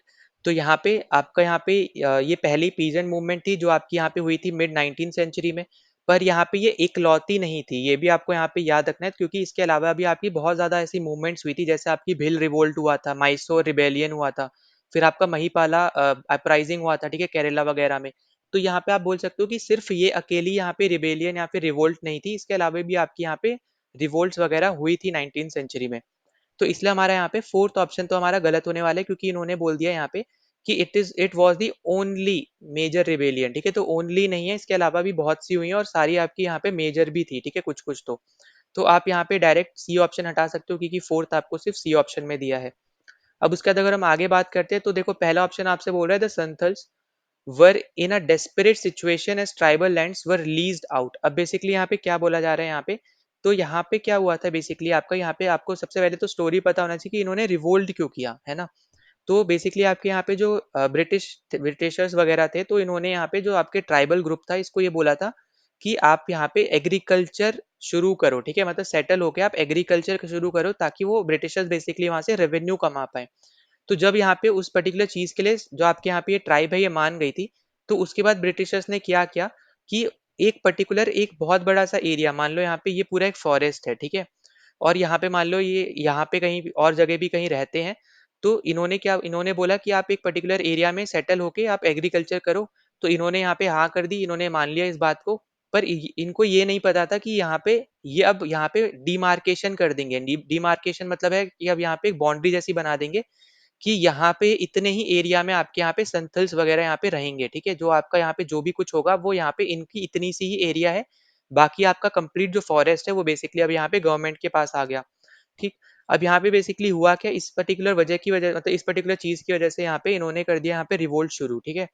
और यहाँ पे इसके इसके पीछे आपको देखने को मिलेगा कि इसके बाद आपका यहाँ पे जो परमानेंट सेटलमेंट है वो भी आपका यहाँ पे इसके बाद ही यहाँ पे आप बोल सकते हो यहाँ पे आपका लाइम लाइट में आया था, ठीक है? इस तरीके से आप यहाँ पे याद रख लेना, ठीक है? अब इसके बाद एक जो दूसरी चीज आपको यहाँ पे याद रख लेनी है, तो यहाँ पे जो आपका पहला स्टेटमेंट है ये तो हो गया आपका एकदम करेक्ट, ठीक है? जो आपके यहाँ पे सिचुएशन थी एज अ ट्राइबल लैंड, वो आपके यहाँ पे लीज्ड आउट हो गई, ठीक है? जो हमने अभी डिस्कस किया। तो दूसरा आपसे क्या बोल रहा है, the Santhals rebel were treated very leniently by British officials. अब देखो लीनियंटली मतलब होता है यहाँ पे बहुत सोच समझ के, देख देख के, ठीक है? मतलब बहुत प्यार से, ऐसे समझ लो, बहुत ज्यादा हार्श होके नहीं कर रहे। तो एकदम यहाँ पे गलत स्टेटमेंट है, क्योंकि जब यहाँ पे इन्होंने रिवोल्ट शुरू किया था, तो यहाँ पे इनके लीडर हुआ करते थे यहाँ पे सीदो, और दूसरे लीडर थे यहाँ पे कानो, ठीक है? तो यहाँ पे ये दो बेसिकली आपके लीडर्स थे, और इसको ना बहुत ज्यादा आप बोलो बुरी तरीके से यहाँ पे सप्रेस किया गया था, इस मूवमेंट को, इस रिवोल्ट को। जिसके बाद हमें देखने को मिला था कि आपके यहाँ पे जो सीदो हैं, इनकी यहाँ पे डेथ डेथ हो गई थी यहाँ पे 1855 में, और कानो की हो गई थी यहाँ पे 1866 में, ठीक है? तो यहाँ पे आप ये नहीं बोल सकते हो कि ब्रिटिशर्स ने बहुत प्यार से समझा समझा के या फिर आराम से उनको समझाया था, ऐसा नहीं है। जैसे ही इन्होंने यहाँ पे रिवोल्ट शुरू करी, वैसे ही उन्होंने अपनी आर्मी भेज के बहुत ज्यादा हार्शली इन पर्टिकुलर यहाँ पे ट्राइब की यहाँ पे इस रिवोल्ट को यहाँ पे ब्रेक डाउन कर दिया था, ठीक है? तो हम यहाँ पे ये नहीं बोल सकते बहुत ज्यादा लीलेंटली किया था। तो यहाँ पे दूसरा भी हमारे यहाँ पे क्या हो जाएगा, गलत हो जाएगा। अब दूसरा गलत हो गया, तो हमारे यहाँ पे बी ऑप्शन क्या हो जाएगा, हमारे यहाँ पे एलिमिनेट हो जाएगा, ठीक है? अब उसके बाद आपसे यहाँ पे क्या बोल रहा है, C option, the Santhal inhabited areas were eventually constituted into separate administrative units called Santhal Parganas. तो अब देखो ये एकदम करेक्ट स्टेटमेंट है, क्योंकि अभी जैसे मैंने आपको ये बताया, ये एरिया जो है ना अब आपका, जो अब यहाँ पे इन्होंने बांट दिया, इसको ही हम बोलने लगे थे, यहाँ पे इन्होंने यहाँ पे नाम दिया था, वो था आपका यहाँ पे संतल परगना, ठीक है? तो ये पॉइंट याद रखना। दूसरा यहाँ पे एक और नाम है, वो यहाँ पे याद रखना, वो है आपका यहाँ पे दमन एक खोल, ठीक है? तो ये चीजें आपको यहाँ पे याद रखनी है। इसका मतलब है यहाँ पे कि ये अब जो यहाँ पे इनकी सेटलमेंट है बेसिकली, अब वो यहाँ पे इस पर्टिकुलर रीजन में रहने वाली है। दमन नहीं है, दामिन है, ठीक है? आई है, ठीक? तो ये चीज आपको यहाँ पे याद रखनी है। तो ये दो आपको तरीके, मतलब दो टर्म्स है बेसिकली जो आपको यहाँ पे याद रखने हैं, ठीक है? तो यहाँ पे अपना राइट आंसर क्या बन जाएगा, यहाँ पे 1 और 3 हमारे यहाँ पे राइट हो जाएगा, 1 हमारे यहाँ पे ए ऑप्शन गलत हो जाएगा। नाउ चलते हैं अगले क्वेश्चन पे। तो यहाँ पे देखो आपसे क्या बोल रहा है कि who among the following founded the आत्मे सभा इन 1815। अब देखो ये तो हमने यहाँ पे पिछले वीडियो में डिस्कस किया था, ये था आपका यहाँ पे ट्रिपल आर ने, ठीक है? तो जो आपके यहाँ पे राजा राम मोहन रॉय थे, ट्रिपल आर थे, उन्होंने यहाँ पे ये चीज शुरू करी थी। और इसको हम लोग यहाँ पे दूसरे नाम से भी जानते हैं, वो है आपके यहाँ पे सोसाइटी ऑफ फ्रेंड्स, ठीक है? तो अगर आपको यहाँ पे कहीं पे दे सकता है सोसाइटी ऑफ फ्रेंड्स, तो वो भी आपके यहाँ पे बेसिकली आत्म सभा की यहाँ पे बात हो रही है। ठीक है, तो ये चीज आपको यहाँ पे याद रखनी है। और कहाँ पे फाउंड की गई थी, तो ये आपकी फाउंड की गई थी यहाँ पे कलकत्ता में। ठीक है, तो यहाँ पे ये इंपॉर्टेंट चीजें जो आपको यहाँ पे याद रख लेनी है। इसके अलावा आपको पता होगा यहाँ पे जो आपका यहाँ पे ब्रह्मो समाज था, ठीक है, जिसका नाम पहले क्या था, मैंने आपको ये भी चीज बताई थी कि यहाँ पे स्टार्टिंग में इसका नाम ब्रह्मो समाज नहीं था, इसका स्टार्टिंग में नाम था ब्रह्मो सभा। ठीक है, तो स्टार्टिंग में जब इन्होंने ये बनाया था तब इस पर्टिकुलर चीज का नाम था यहाँ पे ब्रह्मो सभा, जो कि बाद में ब्रह्मो समाज बना था। ठीक है, जो कि इन्होंने यहाँ पे नाम बदल के यहाँ पे ब्रह्मो समाज कर दिया था। और इस पर्टिकुलर समाज में इन्होंने क्या किया था, यहाँ पे मोनोथिज्म यहाँ पे फॉलो करने को बोला था लोगों को। मोनोथिज्म मतलब हो गया एक भगवान की पूजा करना। दूसरा इन्होंने बोला था कि आइडल्स की पूजा नहीं करनी है, मतलब मूर्तियों की पूजा नहीं करनी है। तीसरा इन्होंने अपोज किया था सती वगैरह को। ठीक है, यहाँ पे वुमेन्स के लिए इन्होंने काम किया था। फोर्थ आपका यहाँ पे क्या हो जाएगा, फोर्थ आपका यहाँ पे हो जाएगा, इन्होंने बोला था कि वेदास जो आपको यहाँ पे दिए गए हैं वो कंप्लीटली सही नहीं है। तो बेसिकली यहाँ पे कास्टिज्म वगैरह यहाँ पे उसके खिलाफ इन्होंने भी ये भी चीजें बोली थी। तो यहाँ पे जब इन्होंने वेदास के रिस्पेक्ट में ये सब बोला, ठीक है, तो उसके बाद हमें यहाँ पे क्या देखने को मिला था कि जो आपके यहाँ पे राधाकांत देव है, ठीक है, राधाकांत देव हैं, उन्होंने यहाँ पे एक और आपकी यहाँ पे सभा शुरू कर थी जिसका नाम था यहाँ पे धर्म सभा। ठीक है, तो इन्होंने यहाँ पे धर्म सभा यहाँ पे स्टार्ट करी अपोज करने के लिए यहाँ पे ब्रह्मो समाज को। ठीक है, क्या करने के लिए, अपोज करने के लिए, इसके खिलाफ यहाँ पे बात करने के लिए। तो ये पॉइंट याद रखना कि यहाँ पे अब जो ये बोलते थे तो यहाँ पे वो इसका उल्टा बोलते थे, क्योंकि यहाँ पे ये वेदास वगैरह को यहाँ पे मानते थे और ये यहाँ पे नहीं मानते थे। ठीक है, तो इसके रिस्पॉन्स में यहाँ पे बेसिकली अपोज करने के लिए यहाँ पे राधाकांत देव ने यहाँ पे धर्म सभा शुरू करी थी। ठीक है, यहाँ पे बी के साथ आप बोल लो या फिर वी बोल लेना। ठीक है, तो देव है यहाँ पे ये। तो इन्होंने यहाँ पे ये चीज शुरू करी थी, ये आपको यहाँ पे याद रख लेना है। ठीक है, तो हमारा यहाँ पे राइट आंसर क्या हो जाएगा, सी ऑप्शन। ना अगले क्वेश्चन पे चलते हैं। तो इस पर्टिकुलर क्वेश्चन में आपको दे रखा है which one of the following statement about Bengali literature epic Meghnad बंद काव्य, जो कि आपकी 1861 में आई थी, उसके रिगार्डिंग आपकी क्या स्टेटमेंट आपकी यहाँ पे करेक्ट है। अब देखो आपको यहाँ पे एक चीज तो पता चल रही होगी कि यहाँ पे ये आपकी जो बुक है ये आपकी लिखी गई है बेसिकली यहाँ पे इंद्रजीत, जो यहाँ पे रावण का बेटा था, ठीक है, जिसको हम मेघनाथ के नाम से भी जानते थे, उसके यहाँ पे ऊपर। अब यहाँ पे ये बेसिकली आपकी एक बंगाली लिटरेरी एपिक है, ये आपको यहाँ पे याद रखना है। और ये आपका एक फैक्ट है जो आपको दे रखा है, जो आगे जाके कभी भी पूछा जा सकता है। ठीक है, तो यहाँ पे इसको लिखा किसने था, तो यहाँ पे इसको लिखा था आपके माइकल मधुसूदन दत्ता ने। पहली स्टेटमेंट आपकी एकदम करेक्ट है।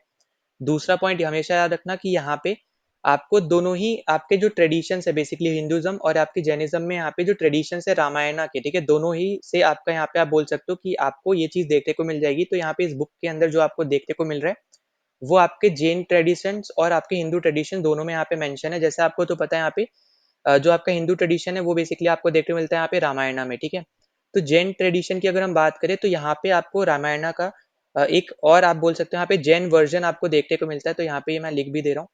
तो जैन वर्जन आपको देखने को मिलता है रामायणा का, जिसको हम क्या बोलते हैं, उसको हम बोलते हैं यहाँ पे पाउमा करियम। ठीक है, पाउमा करियम। तो ये चीज आपको यहाँ पे याद रखनी है, ये आपका जैन वर्जन है रामायणा का। ठीक है, ये आपका एक, आप इसको याद रख लेना, यहाँ पे ये आपकी एक जैन टेक्स्ट है। ठीक है, जो कि आपका एक बोल लो आप वर्जन है रामायणा का जैन जैन में, जो कि आपकी लिखी गई है यहाँ पे प्राकृत में। ठीक है, प्राकृत लैंग्वेज में आपकी यहाँ पे लिखी गई है, ये भी आपके लिए इंपॉर्टेंट है जो आपको यहाँ पे समझना है। दूसरी चीज यहाँ पे इसको लिखा किसने, आपसे ये पूछा जा सकता है। तो इसको लिखा है यहाँ पे विमला सुरी ने। ठीक है, विमला सुरी ने बेसिकली यहाँ पे इसको लिखा है। और यहाँ पे जो आपकी रामायणा है, ठीक है, उसको ही बेसिकली यहाँ पे प्राकृत लैंग्वेज में आप बोल सकते हो यहाँ पे ट्रांसलेट किया, या फिर ट्रांसलेट तो नहीं पर मतलब उसको अपने यहाँ पे जैन टेक्स्ट में यहाँ पे लिखा है। ठीक है, तो ये पॉइंट आई होप कि आपको समझ में आ रहा होगा। तो यहाँ पे आपके हिंदुज्म और जैनिज्म दोनों में आपको ये चीज देखने को मिलती है। तो हमारा दूसरा स्टेटमेंट भी करेक्ट है। अब जो तीसरा स्टेटमेंट है ये हमारे यहाँ पे गलत हो जाएगा, क्योंकि आपसे बोला है कि ये जो ट्रांसलेट हुई थी यहाँ पे असम और हिंदी में, ये गलत है।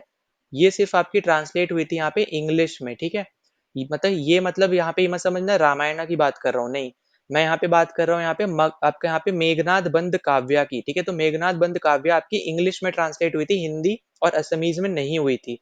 तो हमारा राइट आंसर क्या हो जाएगा, यहाँ पे 1 और 2 हमारे यहाँ पे राइट आंसर हो जाएगा। तो सी ऑप्शन हमारा यहाँ पे राइट आंसर है। ठीक है, तो ये चीजें आपको यहाँ पे याद रख लेनी है। अब देखो यहाँ पे अगर इसको आप ऑफलाइन यहाँ पे ऑनलाइन सर्च करोगे तो आपको ये चीज नहीं देखने को मिलेगी। यहाँ पे आपको ऑप्शन नंबर 1 आपको सिर्फ देखने को मिलेगा कि यहाँ पे करेक्ट है, पर रियल में आपका 1 और 2 दोनों सही होगा। अगर आप यहाँ पे यूपीएससी के आंसर की से भी मैच करोगे तो आपको यहाँ पे पता चल जाएगा। ठीक है, तो यहाँ पे हमारा राइट आंसर होगा यहाँ पे ऑप्शन नंबर 1 और 2।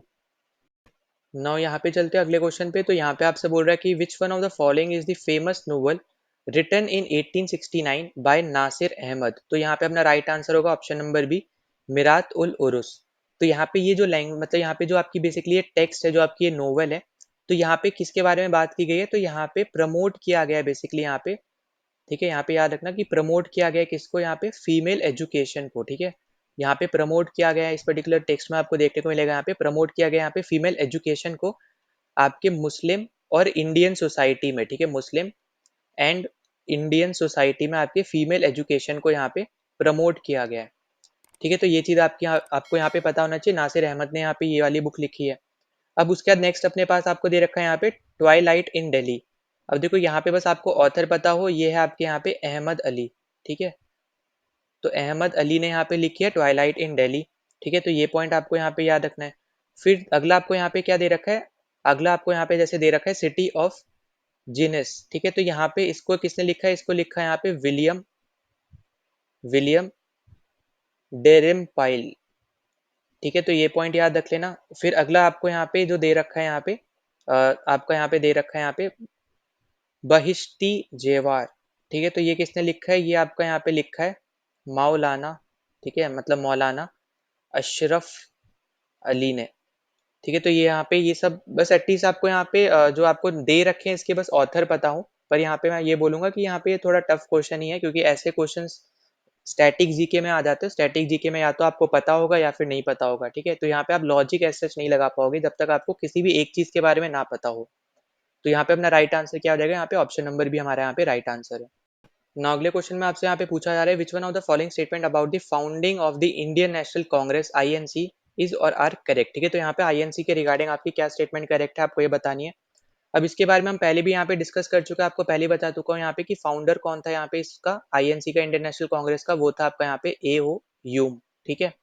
ये चीज याद रखना है, ये आपकी बनी थी यहाँ पे डफरिन के टाइम में, ठीक है। डफरिन जब आपका वाइसरॉय था तब आपकी यहाँ पे आईएनसी यहाँ पे बनी थी, ठीक है। कब बनी थी यहाँ पे, ये बनी थी आपकी यहाँ पे 1885 में। तो आपका पहला ऑप्शन एकदम करेक्ट है, और वो भी बनी थी आपकी यहाँ पे बॉम्बे में, ठीक है। तो पहला ऑप्शन आपका एकदम करेक्ट है। दूसरा आपको यहाँ पे याद रखना है कि प्रेसिडेंट कौन थे उस टाइम पे, तो प्रेसिडेंट थे आपके यहाँ पे डब्ल्यू सी बैनर्जी, ठीक है। तो यहाँ पे आपको जो दूसरा ऑप्शन दे रखा है ये भी आपका बेसिकली यहाँ पे करेक्ट है। तो दोनों स्टेटमेंट करेक्ट है, तो हमारा यहाँ पे आंसर क्या हो जाएगा, यहाँ पे सी ऑप्शन बोथ 1 और 2। अब डब्ल्यू सी बैनर्जी आपको यहाँ पे पता ही होगा, यहाँ पे फुल फॉर्म नहीं पता तो वोमेश चंद्र बैनर्जी यहाँ पे इनका फुल फॉर्म है, ठीक है। यहाँ पे नाम है पूरा। इसके अलावा आपको हमेशा यहाँ पे दूसरी चीज भी याद रखनी कि यहाँ पे कितने डेलीगेट्स आए थे, मतलब कितने लोगों ने यहाँ पे इसमें पार्टिसिपेट किया था जब पहली बार यहाँ पे सेशन हुआ था आईएनसी का, जब यहाँ पे बनी थी उस दिन। तो ओवरऑल 72 डेलीगेट्स यहाँ पे आए थे, ठीक है। तो ये पॉइंट भी आपके लिए यहाँ पे इंपॉर्टेंट है, जो आपको यहाँ पे हमेशा याद रखना है। तो हमें यहाँ पे जैसे मैंने आपको पहले बताया था कि बॉम्बे में जो आपका यहाँ पे गोकुलदास तेजपाल संस्कृत कॉलेज है, ये मैंने आपको पिछले वीडियो में बता रखा है, वहां पे ये आपकी मीटिंग हुई थी, जो कि आपका बॉम्बे में सिचुएटेड है। उसके अंदर बेसिकली आपके यहाँ पे मीटिंग हुई है 1885 में आपकी, ये तब जाके बनी थी। उसमें आपके 72 डेलीगेट्स आए थे, और प्रेसिडेंट थे यहाँ पे पहले मीटिंग के डब्ल्यू सी बैनर्जी, ठीक है। तो आपका यहाँ पे दोनों स्टेटमेंट करेक्ट है, तो सी ऑप्शन हमारा यहाँ पे राइट आंसर है। ना अगले क्वेश्चन पे चलते हैं। तो अगले क्वेश्चन में आपको यहाँ पे दो लिस्ट दे रखी है, एक तरफ आपको ऑथर दे रखे हैं और एक तरफ आपको यहाँ पे बुक दे रखी है, ठीक है। तो देखो इसके रिस्पेक्ट में अगर हम यहाँ पे आगे बात करते हैं, तो पहला आपको यहाँ पे दे रखा है दादा भाई नारोजी। अब दादा भाई नारोजी ने यहाँ पे लिखी है poverty and un-British rule of India. ये तो आपको यहाँ पे कितने एग्जाम्स में यहाँ पे पूछी भी गई है। तो हमारा ए का तो हमारा हो जाएगा यहाँ पे 2, जैसे हमें 2 मिला तो हमारा बी ऑप्शन और डी ऑप्शन, ठीक है, दोनों ही हमारे यहाँ पे एलिमिनेट हो गए। अब उसके बाद आपको यहाँ पे आगे क्या दे रखा है, हम चलो यहाँ पे बी से, जो आपको यहाँ पे बी दे रखा है ना बेसिकली यहाँ पे जो प्रफुल्ल चंद्र रे, तो ये आपको यहाँ पे गलत दे रखा है। यहाँ पे जो ये क्वेश्चन है बेसिकली यहाँ पे यूपीएससी ने ड्रॉप किया था। क्यों ड्रॉप किया था, क्योंकि यहाँ पे प्रिंटिंग मिस्टेक है। यहाँ पे इन्होंने पीसी चंद्र रे अगर ये लिखते तो यहाँ पे कोई दिक्कत नहीं होती, क्योंकि यहाँ पे जो इनको लिखना चाहिए था वो यहाँ पे लिखना चाहिए था यहाँ पे पृथ्वीश चंद्र रे, ठीक है। तो ये पॉइंट यहाँ पे आपको भी याद रखना है कि यहाँ पे गलती क्या है, यहाँ पे कि इन्होंने प्रफुल्ल लिख दिया, ठीक है। प्रफुल्ल नहीं है, पृथ्वीश लिखना चाहिए था, क्योंकि जो आपकी यहाँ पे ये बुक है, ठीक है, जो बेसिकली आपकी यहाँ पे the poverty problems in India है, ये आपकी यहाँ पे पृथ्वीश चंद्र रे ने लिखी है, ना कि आपके प्रफुल्ल चंद्र रे ने लिखी है, ठीक है। तो अगर आप देखोगे तो बाकी तीन आपकी करेक्ट हो जाएंगी, तो आप ए आंसर मार्क कर दोगे। पर रियलिटी में अगर आप देखें तो ये क्वेश्चन आपका ड्रॉप हुआ था, इसलिए ड्रॉप हुआ था क्योंकि यहाँ पे गलत नाम यहाँ पे बेसिकली दे दिया था, ठीक है। यहाँ पे आपका जो प्रफुल्ल है, प्रफुल्ल नहीं होगा, यहाँ पे पृथ्वी आना चाहिए था, ठीक है। तो यहाँ पे ये याद रखना, तो इसलिए मैं आपको अलग से यहाँ पे लिख ही दे रहा हूँ, ठीक है। तो यहाँ पे इस तरीके से यहाँ पे याद रख लेना। तो ए हमारा हो गया यहाँ पे 2 के साथ, फिर बी हमारा यहाँ पे हो गया 4 के साथ, ठीक है। तो यहाँ पे आपका मैच तो कर जाएगा, पर मैंने यहाँ पे नाम आपको बता दिया, तो ये नाम हमेशा याद रखना, ठीक है। फिर तीसरा आपका हो जाएगा यहाँ पे महादेव गोविंद रानाडे ने बेसिकली इकोनॉमिक्स के ऊपर लिखा था, तो वो है हमारा यहाँ पे एसेज ऑन इंडियन इकोनॉमिक्स। तो यहाँ पे हम लिख देते हैं पहले यहाँ पे सी, ठीक है। तो ये अपना हो गया यहाँ पे सी। तो हमें यहाँ पे मिल जाएगा यहाँ पे ए हमारा हो गया यहाँ पे 2, ठीक है। बी हमारा यहाँ पे हो गया 4, और फिर हमारे यहाँ पे सी हमारे पास हो जाएगा यहाँ पे 1, ठीक। और बचा हुआ आपके पास डी है, जो कि इकोनॉमिक हिस्ट्री ऑफ इंडिया लिखा है यहाँ पे आर सी दत्ता ने, ठीक है, आर सी दत्त ने। तो ये हमारे पास यहाँ पे आ जाएगा 3। तो इस तरीके से अगर बस यहाँ पे गलती क्या थी, नाम की गलती थी, प्रिंटिंग मिस्टेक थी एक तरीके से, इसलिए यहाँ पे ये क्वेश्चन ड्रॉप किया गया था। इसके किसी को आप बोल सकते हैं यहाँ पे नंबर नहीं मिले थे, ऐसे आप समझ जाओ, ठीक है। तो यहाँ पे राइट आंसर वैसे तो आप यहाँ पे आपको मिल जाएगा, वो है आपका ऑप्शन नंबर 1। पर यहाँ पे यही चीज भी आपको यहाँ पे याद रखनी कि क्यों ड्रॉप हुआ था, क्योंकि उन्होंने यहाँ पे प्रिंटिंग मिस्टेक कर दी थी, ठीक है। तो मैंने आपको करेक्ट नाम भी बता दिया, ये भी यहाँ पे आप याद रख लेना। तो यहाँ पे हमारा आंसर होगा यहाँ पे ये वाला जो मैंने यहाँ पे लिखा है, ठीक है। तो राइट आंसर हमारा ये हो गया। ना अगले क्वेश्चन पे चलते हैं। तो इस पर्टिकुलर क्वेश्चन में आपको यहाँ पे पूछा गया, consider the following statement about the Morley Minto reform of 1909। तो आपको यहाँ पे पता होगा कि इस रिफॉर्म को हम और किस नाम से जानते हैं, तो ये था हमारे यहाँ पे इंडियन काउंसिल एक्ट 1909, ठीक है। तो ये भी आपको यहाँ पे याद रखना है। दूसरा पॉइंट कि यहाँ पे जैसे आपको दिख रहा होगा कि यहाँ पे ये जो नाम होते हैं, जैसे आपने एक और यहाँ पे सुन रखा होगा, यहाँ पे जो था हमारे यहाँ पे मॉन्टेग्यू चेम्सफोर्ड रिफॉर्म है ना, तो यहाँ पे 1919 वाला। तो ये बेसिकली यहाँ पे जो नाम रखे जाते हैं ये आपके कैसे होते हैं, तो यहाँ पे जो आपके मॉर्ले हैं, ठीक है, ये मॉर्ले यहाँ पे जो है ये बेसिकली थे आपके यहाँ पे सेक्रेटरी ऑफ स्टेट, ठीक है, secretary of state for India, ठीक है। ये आपको यहाँ पे याद रखना है। फिर इसी तरीके से जो आपके यहाँ पे आपको नाम में मिंटो दिख रहा है, तो मिंटो जो है बेसिकली यहाँ पे ये वाइस रॉय है, ठीक है। तो यहाँ पे पार्लियामेंटेरियन नहीं है, ये आपको यहाँ पे याद रखना है। तो ये अपना यहाँ पे गलत हो जाएगा पहला ऑप्शन। अब जैसे ही आप पहला गलत करोगे ना, तो ए भी गया, सी भी गया, डी भी गया, हमें यहाँ पे आंसर मिल गया बी ऑप्शन हमारा यहाँ पे राइट आंसर हो गया, ठीक। तो इस तरीके से आप यहाँ पे एलिमिनेशन टेक्निक इजीली यहाँ पे आप यूज भी कर सकते हो। अगर आपको कोई भी एक स्टेटमेंट आपको पता हो और वो आपको बाकी सब में दे रखी है, एक में ही दे रखी है, तो आपको यहाँ इजीली आप यहाँ पे निकाल सकते हो, ठीक है। अब देखो यहाँ पे हम तब भी हम यहाँ पे डिस्कस कर लेते हैं। तो यहाँ पे आपको जैसे पता होगा, आपको यहाँ पे इस पर्टिकुलर एक्ट के थ्रू यहाँ पे मुस्लिम्स को यहाँ पे एक सेपरेट इलेक्टोरेट भी मिला था, ठीक है, हमने यहाँ पे डिस्कस भी कर रखा है। फिर बी ऑप्शन क्या बोल रहे हैं, दे provided the limited self government by increasing the number of legislative elected Indians in the legislative council. तो यहाँ पे एकदम करेक्ट है। तो बेसिकली यहाँ से आपकी यहाँ पे आप बोल सकते हो कि शुरुआत हुई थी, आपके यहाँ पे जो इंडियंस थे उनकी यहाँ पे शुरुआत हुई थी यहाँ पे कि वो यहाँ पे लेजिस्लेटिव काउंसिल में इलेक्ट होके अब आ सकते थे, ठीक है। इसके साथ साथ आपको ये भी याद रखना है कि यहाँ पे मुस्लिम्स को सेपरेट इलेक्टोरेट भी मिला था, ठीक। और फिर तीसरा स्टेटमेंट भी आपको यहाँ पे याद रखना है कि जो यहाँ पे बोला जा रहा है कि they contain provisions that ensure that the British officials retain their majority in the imperial legislative council. मतलब क्या बोला जा रहा है यहाँ पे कि जैसे मैंने आपको बोला कि शुरुआत हुई थी, मतलब यहाँ पे शुरू हुए थे, यहाँ पे जो इंडियंस थे वो धीरे धीरे यहाँ पे मतलब कोई छोटे छोटे एरिया से आप बोल सकते हो यहाँ पे कि नंबर ऑफ सीट्स जो थी यहाँ पे लिमिटेड थी इंडियंस के लिए, पर एटलीस्ट यहाँ पे शुरुआत हुई थी कि इंडियंस भी यहाँ पे लेजिस्लेटिव काउंसिल में इलेक्ट हो रहे थे, पर वो इतने नहीं हो रहे थे। तो इस समय ये भी चीज पता चल रही है कि यहाँ पे जो ब्रिटिश इंडिया के जो मेंबर्स है ना, वहां पे उनकी जो मेजोरिटी हमेशा रहने वाली है, क्योंकि उनके मेंबर ज्यादा रहेंगे और जो इंडियंस इलेक्टेड मेंबर है वो आपके कम रहने वाले हैं, ठीक है। तो ये पॉइंट भी आपको यहाँ पे याद रखना है। तो तीसरा स्टेटमेंट भी हमारे यहाँ पे करेक्ट है। तो हमारा इसलिए हमारा राइट आंसर हो जाएगा यहाँ पे 2 एंड 3। ना अगले क्वेश्चन पे चलते हैं। तो यहाँ पे आपसे क्या बोल रहा है कि which one of the following was or word feature of quit India movement. अब देखो ये हमने यहाँ पे पिछले वीडियो में डिस्कस की थी, ये आपकी आई थी यहाँ पे 1942 में, ठीक है। इसको यहाँ पे लॉन्च किसने किया था, यहाँ पे गांधी जी ने लॉन्च किया था, ये भी हमें पता है। इसके अलावा यहाँ पे आपको मैंने बताया था कि यहाँ पे आपको 3 फेज देखने को मिले थे, ठीक है। तो यहाँ पे इस तरीके से लिख देता हूँ रोमन की जगह। तो यहाँ पे आपको कितने फेज देखने को मिले थे, यहाँ पे 3 फेज में आपकी यहाँ पे ये मूवमेंट हुई थी। पहले फेज में आपका अर्बन एरिया था, तो यहाँ पे आपको जो रूलर दे रखा है ये आपका गलत हो जाएगा।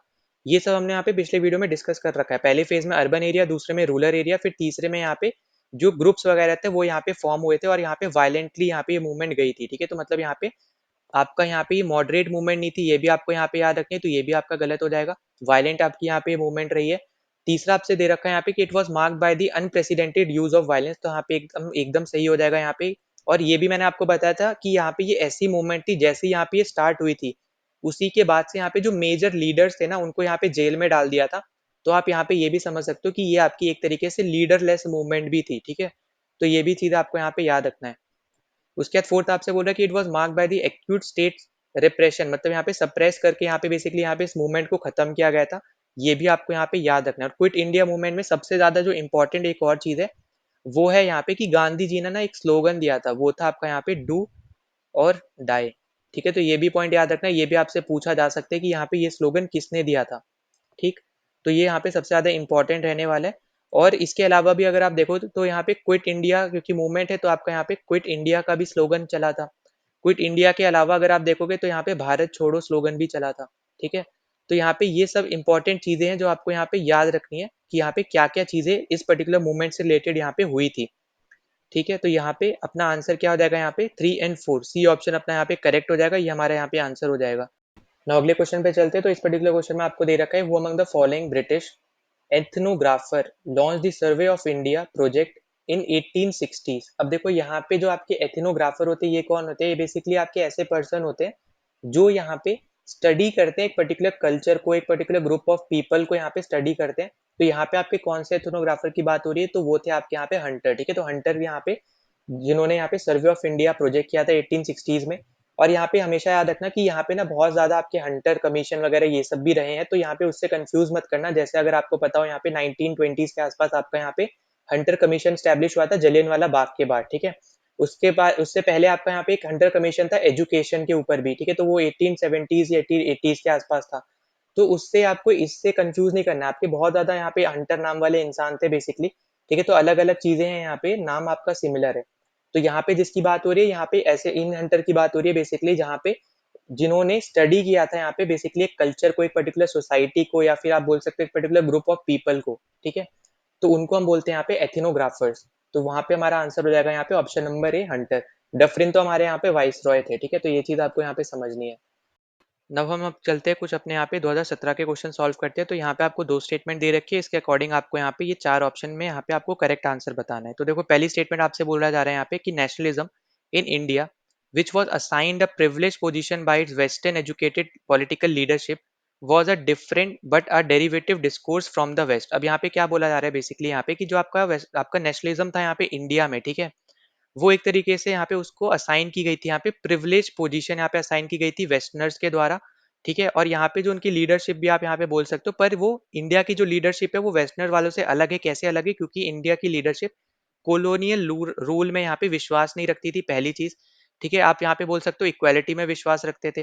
ठीक है, तो इसलिए हमारे यहाँ पे पहला स्टेटमेंट क्या हो जाएगा, एकदम करेक्ट हो जाएगा, क्योंकि यहाँ पे आपको वही चीज दे रखी है कि इट वॉज डिफरेंट। ठीक है, तो पहला स्टेटमेंट है आपका यहाँ पे सेम, जो आपका मतलब करेक्ट। अब दूसरा बोल रहा है आपको यहाँ पे कि Indian nationalism as a response to western imperialism was like all such responses shaped by what it was corresponding to। अब बेसिक यहाँ पे कहने का मतलब क्या है, यहाँ पे ये आपकी जो सेकंड स्टेटमेंट है ना, ये एक तरीके से फर्स्ट वाले को सपोर्ट करते हुए बोल रही है। ठीक है, तो सपोर्ट कर रही है कि कैसे कर रही है यहाँ पे, बेसिकली सपोर्ट ये आपको बोल रही है कि यहाँ पे अगर हम बात करते हैं कोई भी एक पर्टिकुलर रिस्पॉन्स की, ठीक है, जो भी आपका एक स्पेसिफिक सिचुएशन है, उसके रिस्पॉन्स में आपका इंडियन नेशनलिज्म आपका यहाँ पे शेप में आया है। ठीक है, मतलब जो भी आपका करंट सिनेरियो है उसके बेसिस पे आपको यहाँ पे इंडियन नेशनलिज्म देखने को मिल रहा है करंट स्टांस में। तो यहाँ पे यही चीज आपको बेसिकली सेकंड स्टेटमेंट आपका फर्स्ट वाले को एक्सप्लेन करती हुई बता रही है। ठीक है, तो इसलिए हमारे यहाँ पे सेकंड स्टेटमेंट भी करेक्ट है, पर हमें यहाँ पे ये भी याद रखना है कि सेकंड वाली हमारी यहाँ पे पहले वाले को एक्सप्लेन कर रही है, इसलिए हमारा यहाँ पे आंसर क्या हो जाएगा, यहाँ पे ऑप्शन नंबर ए। ना अगले क्वेश्चन पे चलते हैं, तो अगले क्वेश्चन में आपको यहाँ पे वापस से वही 2 स्टेटमेंट दे रखी हैं। तो यहाँ पे देखो पहला स्टेटमेंट आपको बोला जा रहा है, the British legal scholars relied on Indian pandits and maulvis for understanding of canons of authoritative text. अब यहाँ पे देखो ये स्टेटमेंट आपकी एकदम करेक्ट है। क्यों करेक्ट है, क्योंकि यहाँ पे बेसिकली बोला जा रहा है कि यहाँ पे जो लीगल लोग थे, मतलब यहाँ पे जो जजेस वगैरह थे, जूरिस्ट वगैरह थे, तो वो वाले जो स्कॉलर्स थे वो कंप्लीटली यहाँ पे रिलाई कर रहे थे यहाँ पे इंडियन पंडित्स पे। अगर हम बात करें यहाँ पे हिंदुइज्म वगैरह, या फिर आप बोलो बुद्धिज्म जैनिज्म में, और आपके यहाँ पे मुस्लिम रिलीजन में यहाँ पे मौलवीज पे। ठीक है, ताकि यहाँ पे वो लोग बेसिकली यहाँ पे बता पाए कि उनके रिलीजन में टेक्स्ट क्या बताता है, क्या रूल्स और रेगुलेशन यहाँ पे वो लोग फॉलो करते हैं इस चीज में। ठीक है, तो कंप्लीटली यहाँ पे उनके ऊपर रिलाय थे, एकदम करेक्ट स्टेटमेंट है। दूसरा आपसे बोल रहा है कि British codified the Hindu law in 1783 and the Muslim laws in 1785। अब ये जो स्टेटमेंट है आपकी यहाँ पे गलत हो जाएगी, इसलिए हमारा राइट आंसर है यहाँ पे सी ऑप्शन। अब यहाँ पे ये क्यों गलत है, क्योंकि यहाँ पे 1775 में, ठीक है, 1775 में बेसिकली यहाँ पे हिंदू लॉ को यहाँ पे आप बोल सकते हो कोडिफाई किया था, या फिर आप बोल लो यहाँ पे कि कंपाइल किया था। ठीक है, यहाँ पे आपको क्या किया था, यहाँ पे हिंदू लॉज को कंपाइल किया था। तो बेसिकली यहाँ पे 11 पंडित को यहाँ पे बोला था यहाँ पे कि आप हिंदू लॉज जो है यहाँ पे जो आप फॉलो करते हो उसको कंपाइल करके आप दोगे। ठीक है, वही सेम सिनेरियो आपको देखने को मिला था यहाँ पे मुस्लिम्स में 1778 में। ठीक है, तो 1778 में यहाँ पे इनको भी यहाँ पे बोला था कि आप अपने लॉज को कंपाइल करके दोगे, ठीक है। तो ये चीजें आपको यहाँ पे याद रखनी है, और जो आपको यहाँ पे ये ईयर दे रखे हैं ना, बेसिकली आपको 1783 वगैरह, तो देखो 1783 की अगर हम बात करें तो यहाँ पे आपका बना था कलकत्ता मदरसा, ठीक है। तो यहाँ पे आपका बना था कलकत्ता मदरसा। और 1785 का जो ईयर आपको दे रखा है, यहाँ पे आपका बना था संस्कृत कॉलेज, ठीक है, तो संस्कृत कॉलेज। ठीक, तो यहाँ पे जो आपको ईयर दिए उसमें ये सब चीजें हुई थी, और जो आपको बेसिकली जो ये सब हुआ था, ये आपका हुआ था 1775 में हिंदूज के लिए, और 1778 में यहाँ पे कंपाइल किए गए थे लॉज ऑफ मुस्लिम्स, ठीक है। तो यहाँ पे ये चीजें आपको यहाँ पे याद रख लेनी है। तो इसलिए हमारा सेकंड गलत हो जाएगा, पहला हमारे यहाँ पे करेक्ट है, तो सी ऑप्शन करेक्ट है कि स्टेटमेंट 1 ट्रू है पर स्टेटमेंट 2 आपकी फॉल्स है। ना अगले क्वेश्चन पे चलते हैं। तो अगला क्वेश्चन आपको यहाँ पे दे रखा है, स्टेटमेंट 1 आपको यहाँ पे दे रखी है, एकदम करेक्ट स्टेटमेंट है, बेसिकली यहाँ पे मैं आपको बता दे रहा हूँ। तो यहाँ पे जो आपके दादा भाई नारोजी हैं, ठीक है, तो इन्होंने एक थ्योरी दी थी यहाँ पे, theory of drain of wealth. तो यहाँ पे मैं लिख भी दे रहा हूँ, theory of drain of wealth. तो इन्होंने बेसिकली यहाँ पे इस थ्योरी में क्या बोला था यहाँ पे, कि इंडिया से यहाँ पे जो ब्रिटिशर्स हैं, ठीक है, जो यहाँ पे सब ये करेंसी रेवेन्यू वगैरह यहाँ पे सब लेके जा रहे हैं, अगर ये अपने कंट्री की जगह इंडिया में ये इन्वेस्ट करे ना, तो इंडिया की इकोनॉमी यहाँ पे अच्छी हो जाएगी, यहाँ पे उन लोगों को, यहाँ पे जो इंडिया के लोग हैं उनकी यहाँ पे, उनको यहाँ पे फायदा होगा, ठीक है। पर यहाँ पे ऐसा क्या कर रहे थे, यहाँ पे उल्टा ये अपने यहाँ पे एरिया में, अपने यहाँ पे रीजन में बेसिकली यहाँ पे सब लेके जा रहे थे, जो भी यहाँ पे इंडिया से कमा रहे थे। तो एक तरीके से यहाँ पे इंडिया को ड्रेन आउट कर रहे थे, पर वो इंडिया पे ही इन्वेस्ट नहीं कर रहे थे, इंडिया के रुपए वो अपनी कंट्री में जाके इन्वेस्ट कर रहे थे, ठीक है। इंडिया के ही रुपए से अगर आप देखोगे तो अभी भी बहुत बड़ी बड़ी बिल्डिंग्स यहाँ पे इंग्लैंड में बनी हुई है, ठीक। फिर यहाँ पे जो सेकंड स्टेटमेंट है, अच्छा यहाँ पे याद रखना कि यहाँ पे पिछले वीडियो में मैंने यहाँ पे जो एम जी राना डे मतलब बेसिकली बताया था आपको, तो एम जी राना डे ने यहाँ पे आगे जाके डेवलप करी थी ये थ्योरी, और ठीक है, स्टार्टिंग किसने करी थी, स्टार्टिंग करी थी यहाँ पे दादा भाई नारोजी ने, पर एम जी राना डे ने आगे जाके उस थ्योरी को डेवलप किया था, ठीक है। तो यहाँ पे कंफ्यूज मत होना, एम जी राना डे ने शुरू नहीं किया, शुरू यहाँ पे, और या फिर आप बोलो किसने ये थ्योरी दी है, तो वो है आपके यहाँ पे दादा भाई नारोजी, और उसको और फर्दर डेवलप करने का काम किसने किया, वो आपका क्या है यहाँ पे एम जी राना डे ने, ठीक है। दूसरा आपसे क्या बोल रहा है कि imperialist believe that India was brought into a large capitalist world market and that was in itself a progress toward the modernization। तो यहाँ पे एकदम आपका यहाँ पे ये भी करेक्ट है, अगर आप देखोगे तो यहाँ पे जो आपका मॉडर्नाइजेशन से रिस्पेक्ट में भी यहाँ पे जैसे बात हो रही है, ठीक है। तो यहाँ पे जो आपकी ड्रेन ऑफ वेल्थ वाली थ्योरी है, इससे यहाँ पे इसका कुछ लेना देना नहीं है, ठीक है। पहली बात तो यहाँ पे आपको ये समझनी है, क्योंकि एक तरफ हम यहाँ पे दादा भाई नारोज के रिस्पेक्ट में बात कर रहे हैं, और एक तरफ हम यहाँ पे जो आपकी इम्परियलिस्ट है यहाँ पे, उनके बारे में हम यहाँ पे बात कर रहे हैं, ठीक है। तो यहाँ पे उन्होंने बेसिकली क्या बोला था कि यहाँ पे जो आपके इंडिया है, ठीक है, वो यहाँ पे लार्ज कैपिटलिस्ट के अंदर आती है। वर्ल्ड मार्केट की अगर हम रिस्पेक्ट में बात करें तो आपको पता है यहाँ पे कि बहुत ज्यादा चीजें ऐसी थी जो इंडिया प्रोड्यूस करती थी, ठीक है। तो उस चीज में अगर हम उसके रिस्पेक्ट में भी अगर हम यहाँ पे देखते हैं, तो हमारी जो इंडिया है वो यहाँ पे प्रोग्रेस कर रही थी मॉडर्नाइजेशन की तरफ, ठीक है। पर यहाँ पे जो आपका दादा भाई नारोजी ने जो थ्योरी दी थी, उससे हमें यहाँ पे ये भी चीज दिख रही थी साफ साफ कि इंडिया को कंप्लीटली यहाँ पे ड्रेन आउट किया जा रहा था, ठीक है। तो ये दोनों स्टेटमेंट करेक्ट है, पर यहाँ पे इनका आपस में कोई लिंक नहीं है। तो इसलिए हमारे यहाँ पे राइट आंसर क्या हो जाएगा, हमारा राइट आंसर होगा यहाँ पे ऑप्शन नंबर बी, कि दोनों स्टेटमेंट करेक्ट है, पर there is no not the correct explanation of statement 1। मतलब यहाँ पे स्टेटमेंट 2 आपका करेक्ट एक्सप्लेनेशन नहीं है स्टेटमेंट 1 का, दोनों स्टेटमेंट भले यहाँ पे करेक्ट है, ठीक है। तो राइट आंसर अपना यहाँ पे ऑप्शन नंबर बी। नाउ अगले क्वेश्चन पे चलते हैं। तो इस पर्टिकुलर क्वेश्चन में आपको पूछ रखा है which one of the following statement about Cripps mission is not correct, ठीक है। तो यहाँ पे जो आपका ये क्रिप्स मिशन है, ये आपका कब आया था, ये आपका आया था यहाँ पे 1942 में, जब यहाँ पे ब्रिटिशर्स को वर्ल्ड वॉर टू के लिए इंडिया की इंपॉर्टेंस वापस से यहाँ पे उनको लगा था कि इंडियंस यहाँ पे वापस उनके लिए यहाँ पे इंपॉर्टेंट रहेंगे, तब यहाँ पे आपका ये आया था, क्योंकि यहाँ पे वर्ल्ड वॉर टू के लिए वो इंडिया का सपोर्ट चाह रहे थे वापस से, ठीक है। तो इसके लिए आपका ये क्रिप्स मिशन आया था, ताकि हम यहाँ मतलब उनके बेसिस पे वो इसलिए लाए थे ताकि वो इंडियंस जो है यहाँ पे उनकी एक तरीके से यहाँ पे उनकी इन्वॉल्वमेंट के लिए वो यहाँ पे अपने लीडर्स है, जो इंडियन लीडर्स थे, उनको यहाँ पे हाँ कर पाए, यहाँ पे हामी भर पाए, ठीक है। तो इसलिए यहाँ पे आपका ये मिशन आया था ताकि यहाँ पे इंडियंस को इन्वॉल्व किया जाए यहाँ पे ब्रिटिश आर्मी में, ताकि वो यहाँ पे बाहर जाके लड़ सके, ठीक है, जैसे वर्ल्ड वॉर वन में यहाँ पे जैसे हुआ था। पर वर्ल्ड वॉर वन के टाइम में जो उन्होंने प्रॉमिस किए थे, क्योंकि वो यहाँ पे फुलफिल नहीं किए थे, इसलिए यहाँ पे इंडियंस ने यहाँ पे वर्ल्ड वॉर टू में पार्टिसिपेट नहीं किया था, ठीक है। सच अगर हम ज्यादा रिस्पॉन्स में अगर हम बात करें तो हमें यहाँ पे एक चीज देखने को मिली थी, यहाँ पे ये आया था, जो पहला स्टेटमेंट आपको दे रखा है एकदम करेक्ट स्टेटमेंट आपका होने वाला है, कि in March 1942 Cripps persuaded war cabinet to agree to a draft declaration. मतलब यहाँ पे वो इसलिए आया था ताकि वो इंडियंस को एक तरीके से यहाँ पे इन्वॉल्व करा जा सके यहाँ पे वर्ल्ड वॉर 2 में, ठीक है? यहाँ पे ताकि जो यहाँ पे उस टाइम का आपका बोल सकते हैं यहाँ पे पीएम था, ठीक है? जो आपका विंस्टन चर्चिल था, उसको यहाँ पे बेसिकली चाहिए था ये, और जब यहाँ पे इंडियंस नहीं माने तब आपको पता होगा उसने यहाँ पे बहुत-बहुत सी उल्टी-उल्टी चीज़ें यहाँ पे बोली भी थी, ठीक है? तो ये भी आपको यहाँ पे समझना है। फिर अगली चीज़ यहाँ पे आपको बोल रहा है कि Jawaharlal Nehru and Sardar Vallabhbhai Patel represented Congress to negotiate with the mission. अब ये आपका गलत हो जाएगा और यही हमारा यहाँ पे आंसर है, क्योंकि हमसे यहाँ पे नॉट पूछा है, ठीक है? कीवर्ड हमें यहाँ पे ध्यान से देखना है, जो गलत स्टेटमेंट है वही हमारा आंसर होगा, तो बी आपका गलत स्टेटमेंट है, इसलिए हमारा आंसर भी बी है। अब क्यों गलत है? क्योंकि आपका एक तो होगा नेहरू, पर दूसरे आपके वल्लभ भाई पटेल नहीं थे, ठीक है? कौन से थे दूसरे? तो दूसरे थे आपके यहाँ पे मौलाना आजाद, ठीक है? तो यहाँ पे ये दो बेसिकली आपके यहाँ पे कांग्रेस के रिप्रेजेंटेटर्स थे, जो यहाँ पे नेगोशिएट करने के लिए गए थे with respect to this particular mission, ठीक है? तो यहाँ पे ये आपको यहाँ पे याद रखना है। तीसरा आपसे बोल रहा है कि the mission offer dominant status, तो यहाँ पे ये भी एकदम करेक्ट है। यहाँ पे बेसिकली सेल्फ गवर्नेंस की यहाँ पे बात हुई थी, पर कंप्लीट इंडिपेंडेंस की बात नहीं हुई थी, ठीक है? तो ये भी पॉइंट आपको यहाँ पे याद रख के चलना है। फिर डी आपसे बोल रहा है the mission offered formation of constitution making body after the war, तो यहाँ पे ये भी मतलब यहाँ पे ये बोला गया था कि यहाँ पे जो आपका कॉन्स्टिट्यूशन मेकिंग बॉडी है, मतलब यहाँ पे कॉन्स्टिट्यूएंट असेंबली है, जो बेसिकली यहाँ पे कैबिनेट मिशन प्लान जो 1946 में आया था, उससे जो यहाँ पे फॉर्म हुई थी, तो वो यहाँ पे बोला गया था कि यहाँ पे अगर इंडियंस आते हैं, मतलब यहाँ पे ये मिशन को एक्सेप्ट करते हैं, तो उसके बाद कॉन्स्टिट्यूशन मेकिंग बॉडी भी यहाँ पे ये लोग फॉर्म कर देंगे, ठीक है? तो यहाँ पे ये सब यहाँ पे आप बोल सकते हो यहाँ पे ब्रिटिशर्स ने इंडियंस के लिए ये सब चीजें यहाँ पे बोली थी, ताकि इंडियंस यहाँ पे राजी हो जाएं, पर हमें यहाँ पे ये चीज नहीं देखने को मिली थी, ठीक है? तो ये भी पॉइंट आपको यहाँ पे याद रखना है। और कॉन्स्टिट्यूएंट असेंबली से रिलेटेड अगर हम बात करें, तो यहाँ पे ये आइडिया था एम एन रॉय का, हम लोग पहले भी डिस्कस कर चुके हैं। 1940 में अगस्त ऑफर में यहाँ पे ये चीज एक्सेप्ट करी गई थी कि कॉन्स्टिट्यूएंट असेंबली बनेगी, पर कब बनेगी ये बेसिकली आपको देख के मिला था 1946 में आके कैबिनेट मिशन प्लान के थ्रू, ठीक है? नाउ अगले क्वेश्चन पे चलते हैं। तो अगला क्वेश्चन आपको यहाँ पे दे रखा है ट्रीटी ऑफ इलाहाबाद के रिस्पेक्ट में आपको बताने की क्या स्टेटमेंट आपकी गलत है, जो आपको यहाँ पे नीचे 4 स्टेटमेंट दे रखी है इनमें से। अब देखो यहाँ पे आपको पता होना चाहिए कि आपकी ना 2 ट्रीटी ऑफ इलाहाबाद साइंड हुई हैं, ठीक है?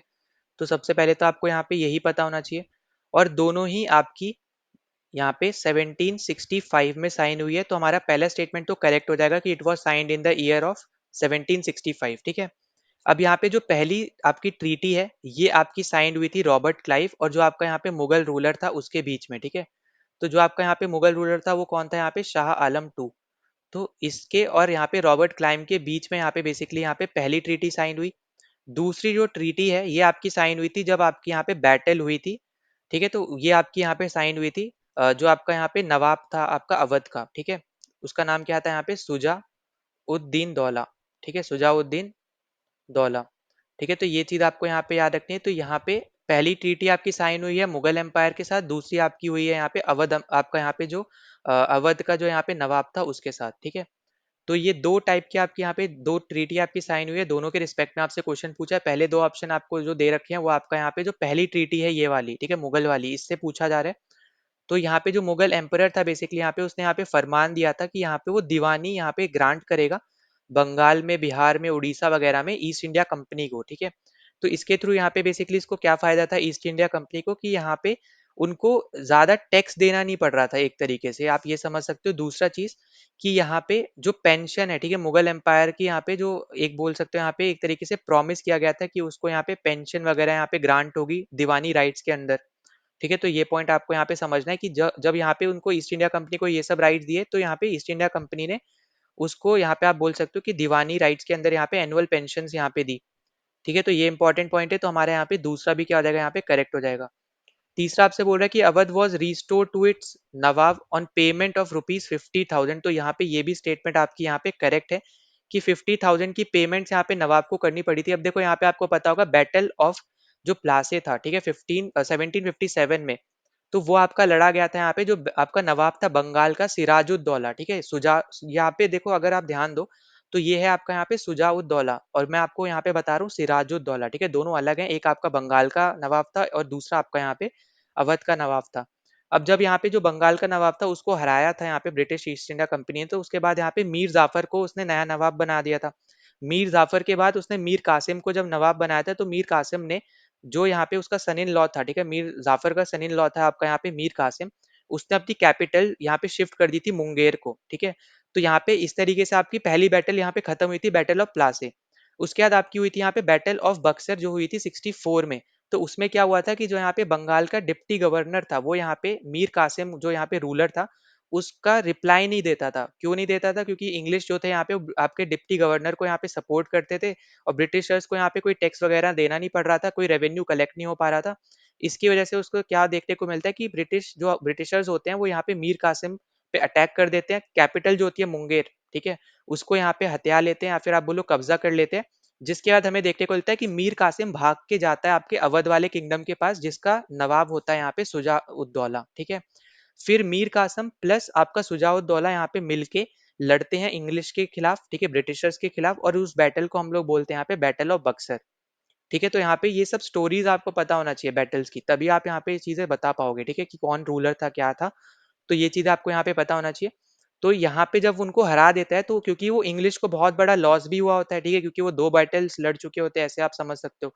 तो इसकी वजह से यहाँ पे बोला जाता है यहाँ पे कि हमेशा जब भी इंग्लिश हारते हैं, ठीक है, या फिर जीतते हैं, ठीक है, हारने का तो छोड़ दो, जब भी यहाँ पे मतलब जीतते हैं, तो जो भी यहाँ पे लॉस होता है ना इंग्लिश को मतलब ब्रिटिशर्स को, तो वो यहाँ पे जो भी हारे हैं उनसे, उनसे वो वसूलते हैं। जैसे इस केस में आपका यहाँ पे जो अवध का नवाब था उससे 50 लाख रुपए लिए, ठीक है, तो यहाँ पे तभी उसको अवध यहाँ पे रिस्टोर करके दी। तो इस तरीके से आपको यहाँ पे समझना है, ठीक है।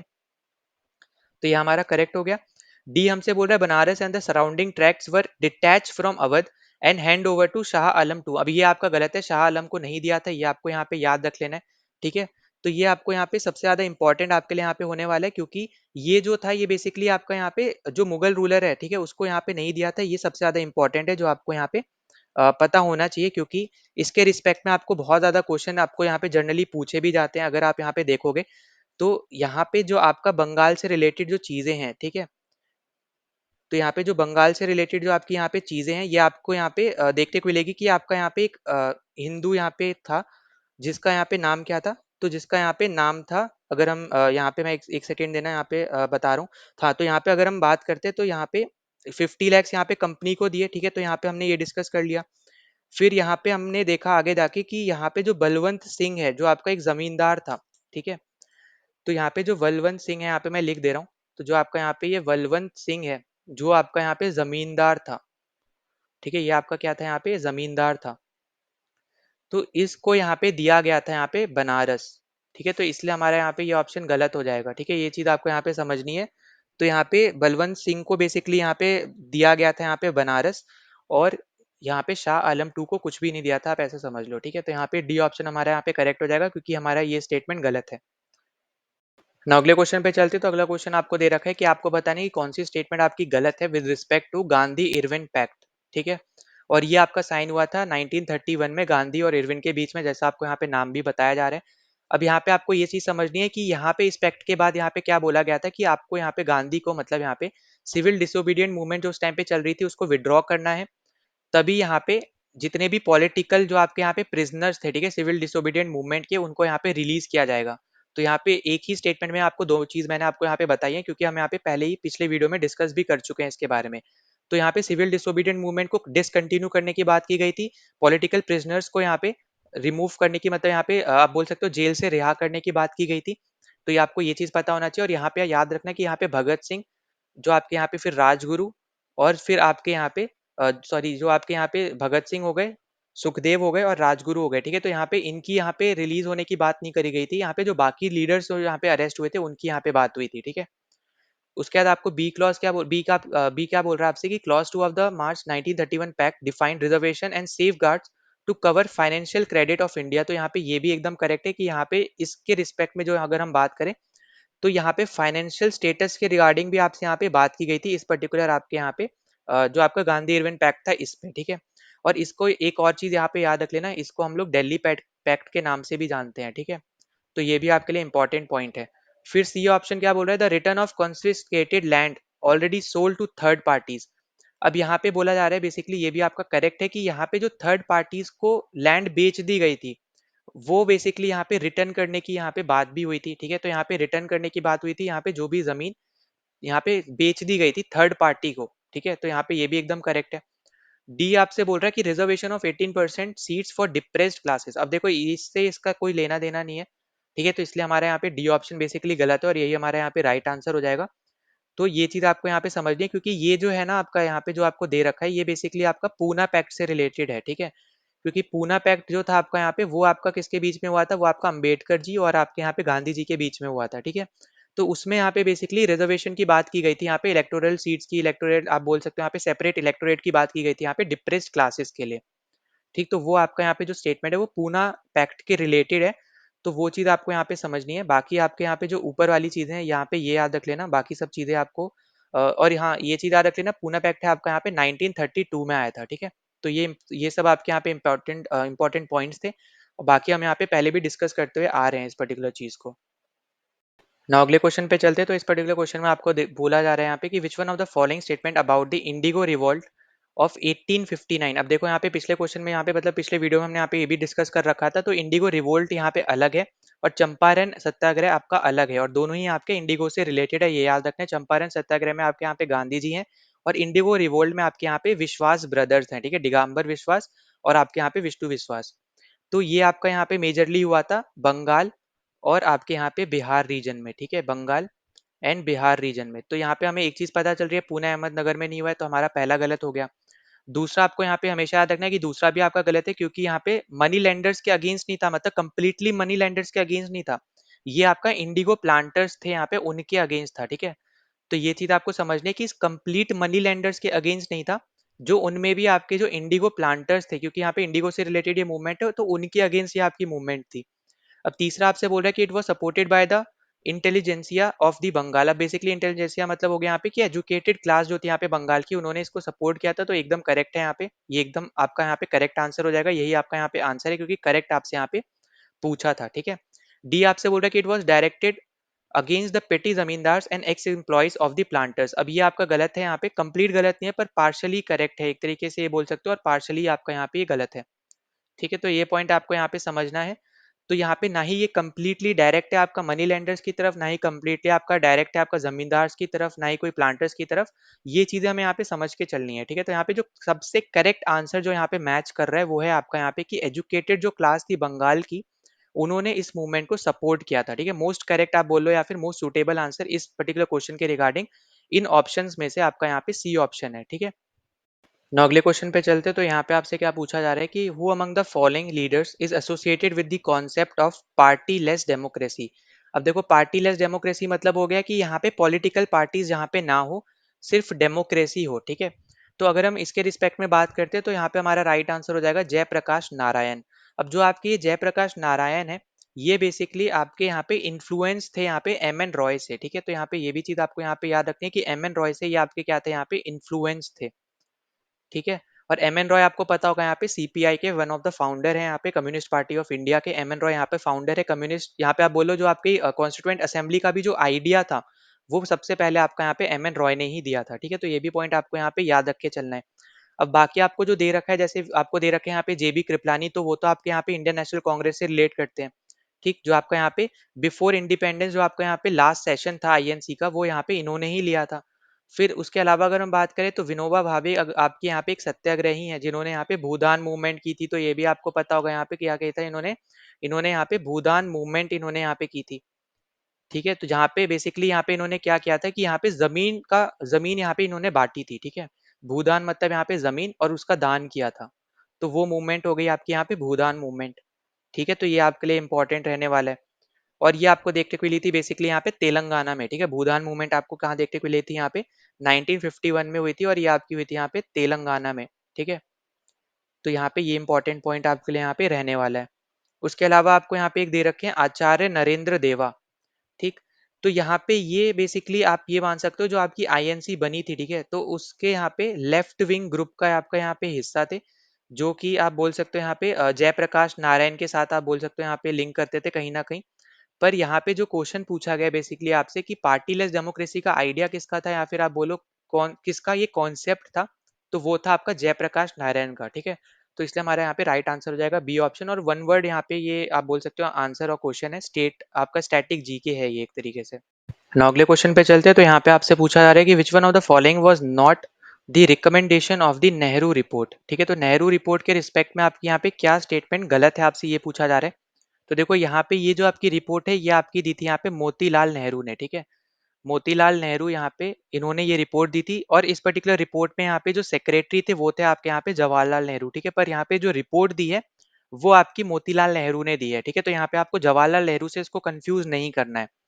दूसरा पॉइंट, यहाँ पे आपका यहाँ पे डोमिनियन स्टेटस की बात की गई थी, ये आपका पहला स्टेटमेंट आपका एकदम करेक्ट है यहाँ पे, ठीक है।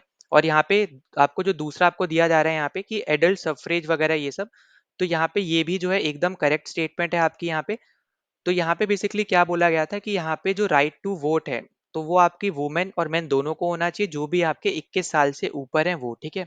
पर यहाँ पे कहीं पे भी सेपरेट इलेक्टोरेट की बात नहीं कही गई थी यहाँ पे, किसी भी कास्ट या रिलीजन के लिए, कोई भी कम्युनिटी के लिए। तो हमारे यहाँ पे जो राइट आंसर होगा वो बी ऑप्शन होगा, क्योंकि दूसरी स्टेटमेंट गलत है और हमसे गलत स्टेटमेंट ही पूछी जा रही है, ठीक है। उसके बाद आपसे बोल रहा है कि यूनिटरी एंड डेमोक्रेटिक सेंटर आपको यहाँ पे बोला गया था, तो यहाँ पे ये स्टेटमेंट भी आपकी यहाँ पे एकदम करेक्ट है, ठीक है। तो यहाँ पे डेमोक्रेटिक सेंटर यहाँ पे बेसिकली कहने का क्या है कि यहाँ पे आपको जो गवर्नमेंट है वो आपकी एक तरीके से फेडरल फॉर्म ऑफ गवर्नमेंट आपको यहाँ पे देखने को मिलेगी, और जो आपको यहाँ पे रेसिडियल पावर के साथ देखने को मिलता है यहाँ पे सेंटर में, ठीक है।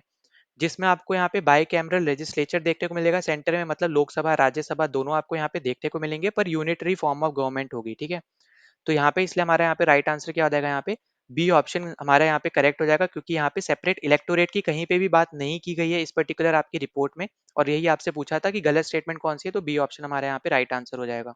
ना अगले क्वेश्चन पे चलते हैं। तो यहाँ पे आपसे बोला जा रहा है कि which one of the following statement about the English education act of 1835 is not correct, ठीक है। तो यहाँ पे ये एक्ट के अकॉर्डिंग आपकी क्या स्टेटमेंट गलत है ये आपसे पूछ रहा है। तो देखो, सबसे पहली स्टेटमेंट आपकी जो है वो करेक्ट स्टेटमेंट है। तो यहाँ पे जो ये एक्ट है बेसिकली ये आपके लाए थे यहाँ पे William Bentinck on the advice of Macaulay, ठीक है। तो यहाँ पे ये वही है बेसिकली जो यहाँ पे चाहते थे कि इंग्लिश एज अ लिटरेचर ज्यादा प्रमोट हो, क्लासिकल लैंग्वेज, क्लासिकल लिटरेचर आपकी ज्यादा प्रमोट ना हो, जो हम अभी पहले ही हम लोग डिस्कस कर चुके हैं वीडियो के स्टार्टिंग में, ठीक है। तो यहाँ पे एकदम करेक्ट स्टेटमेंट है। तो दूसरी भी आपकी यहाँ पे करेक्ट हो जाएगी, क्योंकि यहाँ पे इन्होंने इंग्लिश को बेसिकली यहाँ पे मीडियम ऑफ इंस्ट्रक्शन बना दिया था, कि अब यहाँ पे मीडियम ऑफ, आप बोल सकते हो कि अगर आपको कुछ भी यहाँ पे इंस्ट्रक्शन देना है तो आपको इंग्लिश में ही देना पड़ेगा, ठीक है। इंडियन एजुकेशन सिस्टम में अब यहाँ पे ये चीज होने लग गई थी। अब जैसे ही यहाँ पे इंग्लिश इंट्रोड्यूस हुई थी, तो ऑब्वियस सी बात है कि अब यहाँ पे एक न्यू डायरेक्शन आपको देखने को मिलेगी इंडियन एजुकेशन की। अब वो उनके हाथ में, क्यों, अब उनको यहाँ पे क्या पढ़ाना है, ठीक है। क्योंकि अब यहाँ पे क्लासिकल लिटरेचर अब इतनी ज्यादा इंपॉर्टेंस में नहीं रही थी, इंग्लिश लिटरेचर यहाँ पे धीरे धीरे इंपॉर्टेंस में आती जा रही थी। तो इसलिए अब यहाँ पे कंप्लीटली न्यू डायरेक्शन आपको देखने को मिला था यहाँ पे इंडियन एजुकेशन सिस्टम में। फिर डी आपसे बोल रहा है to the existing oriental institution fresh awards of stipends to student and the publication of classical text were to continue. अब देखो, ये तो अभी हमने यहाँ पे थोड़ी देर पहले ही डिस्कस किया है कि आपके यहाँ पे जो ओरिएंटल वाले थे, ठीक है, ओरिएंटल जो लोग थे बेसिकली ओरिएंटलिस्ट थे, वो चाहते थे यहाँ पे कि ये सब चीजें यहाँ पे हो। पर इस पर्टिकुलर यहाँ पे एक्ट में अगर हम बात करें, तो यहाँ पे जो आपके एंजलिस्टिक्स वाले जो लोग थे, ठीक है, जो दूसरा ग्रुप था, वो यहाँ पे चाहता था कि क्लासिकल जो लिटरेचर है उसकी पब्लिकेशन ना हो, ना ही उसको कोई प्रमोट करे, ना ही कुछ यहाँ पे लोगों को स्टाइपेंड मिले अगर वो यहाँ पे उसको कर रहे हैं, तो ठीक है। तो ऑब्वियस सी बात है यहाँ पे गलत है, हमने पहले ही वीडियो के शुरू में ये सब डिस्कस करा हुआ है। तो हमारा राइट आंसर क्या हो जाएगा यहाँ पे, ऑप्शन नंबर डी हमारा यहाँ पे राइट आंसर हो जाएगा। नाउ अगले क्वेश्चन पे चलते हैं। तो इस पर्टिकुलर क्वेश्चन में आपसे बोल रहा है कि which one of the following had created the office of secretary of state for India. मतलब आपसे पूछा जा रहा है कि कौन से एक्ट में या फिर कौन से रिफॉर्म में आपका सेक्रेटरी ऑफ स्टेट का ऑफिस इंडिया का यहाँ पे स्टैब्लिश हुआ था। अब यहाँ पे नाम में आपको जरूर दिख रहा है फॉर इंडिया, पर ये इंडिया में ऑफिस स्टैब्लिश नहीं हुआ था, ये आपका यूके में स्टैब्लिश हुआ था, ठीक है। तो यहाँ पे ये जो ऑफिस है ये आपका स्टैब्लिश हुआ था 1858 के गवर्नमेंट ऑफ इंडिया एक्ट के थ्रू। अब आपको पता होगा कि 1857 में यहाँ पे रिवोल्ट हो गया था, ठीक है। और आप बोल सकते हो वो पहली वॉर ऑफ इंडिपेंडेंस थी वो इंडिया की, पर वहां पे भी हम लोग यहाँ पे आप बोल सकते हो पीछे रह गए थे, ठीक है। तो वहां पे हमें देखने को मिला था कि उसके बाद यहाँ पे जो कंप्लीट पावर थी वो यहाँ पे ब्रिटिश क्राउन के अंडर आ गई थी, और ईस्ट इंडिया कंपनी यहाँ पे एक तरीके से आप बोलो डिसॉल्व हो गई थी। उसके बाद हमें यहाँ पे अलग अलग आपको यहाँ पे काउंसिल एक्ट वगैरह देखने को मिला है, जैसे आपका 1861 आपको एक काउंसिल एक्ट देखने को मिला था, ठीक है। तो उस पर्टिकुलर एक्ट में आपको यहाँ पे देखने को लिए बहुत सारी चीजें आपको देखने को मिली जो आपको यहाँ पे दे रखी है। पर जो सबसे ज्यादा इंपॉर्टेंट जो आपको देखने को मिलेंगे ना, वो आपको होंगे यहाँ पे, जो आपका यहाँ पे पहला आपको दे रखा है यहाँ पे मॉन्टेमिडो रिफॉर्म, जो कि आपका आपका एक तरीके से इंडियन काउंसिल एक्ट था यहाँ पे 1909, ठीक है यहाँ पे। और ये था आपका यहाँ पे 1919 का जो गवर्नमेंट ऑफ इंडिया एक्ट था, ये वो है, ठीक है। अब यहाँ पे जो मॉडल मिंटो रिफॉर्म है, यहाँ पे सेपरेट इलेक्टोरेट की बात की गई है यहाँ पे मुस्लिम्स के लिए, और यहाँ पे बात की गई है डायरकी के लिए, ठीक है। मतलब यहाँ पे डुअल गवर्नमेंट सिस्टम यहाँ पे आपको देखने को मिलेगा डी के थ्रू, ठीक है, मोन्टा आपका यहाँ पे मॉन्टेग्यू चेम्सफोर्ड रिफॉर्म्स के थ्रू।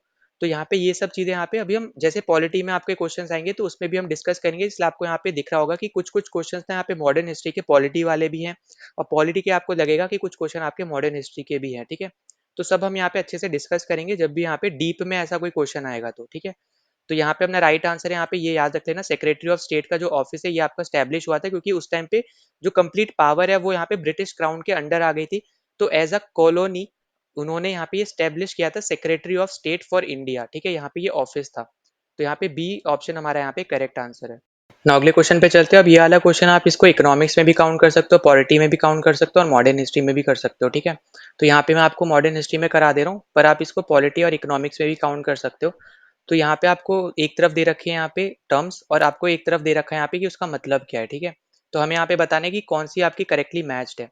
अब देखो रूल ऑफ लैप्स की अगर हम बात करते हैं तो ये आपकी ऐसा पैसा होता है जो बेसिकली यहाँ पे स्पेंड नहीं होता है। जैसे मान लो आपको यहाँ पे 100 रुपए दिए पर आपने सिर्फ यहाँ पे 80 रुपए ही आप यहाँ पे स्पेंड कर पाए, तो जो जो यहाँ पे ये 20 रुपए होंगे ना ये आपके बेसिकली रूल ऑफ लैप्स में आ जाएंगे, ठीक है? क्योंकि आपने यहाँ पे दिए तो आपको 100 रुपए थे पर आप यहाँ पे खर्च ही नहीं कर पाए, तो ये अब आपके किसके अंडर आ जाएंगे, ये आपके रूल ऑफ लैप्स के अंदर आ जाएंगे। तो अब यहाँ पे होगा क्या बेसिकली, अब ये आपके पब्लिक ट्रेजरी में चले जाएंगे और जब तक ये वापस से रीसैंक्शन नहीं होते हैं तब तक आपको ये वापस नहीं मिलेंगे, ठीक है? तो यहाँ पे जो पहला स्टेटमेंट है ये आपका गलत हो जाएगा, ठीक है? इसलिए फिर दूसरा आपसे बोल रहा है सप्लीमेंट्री ग्रांट।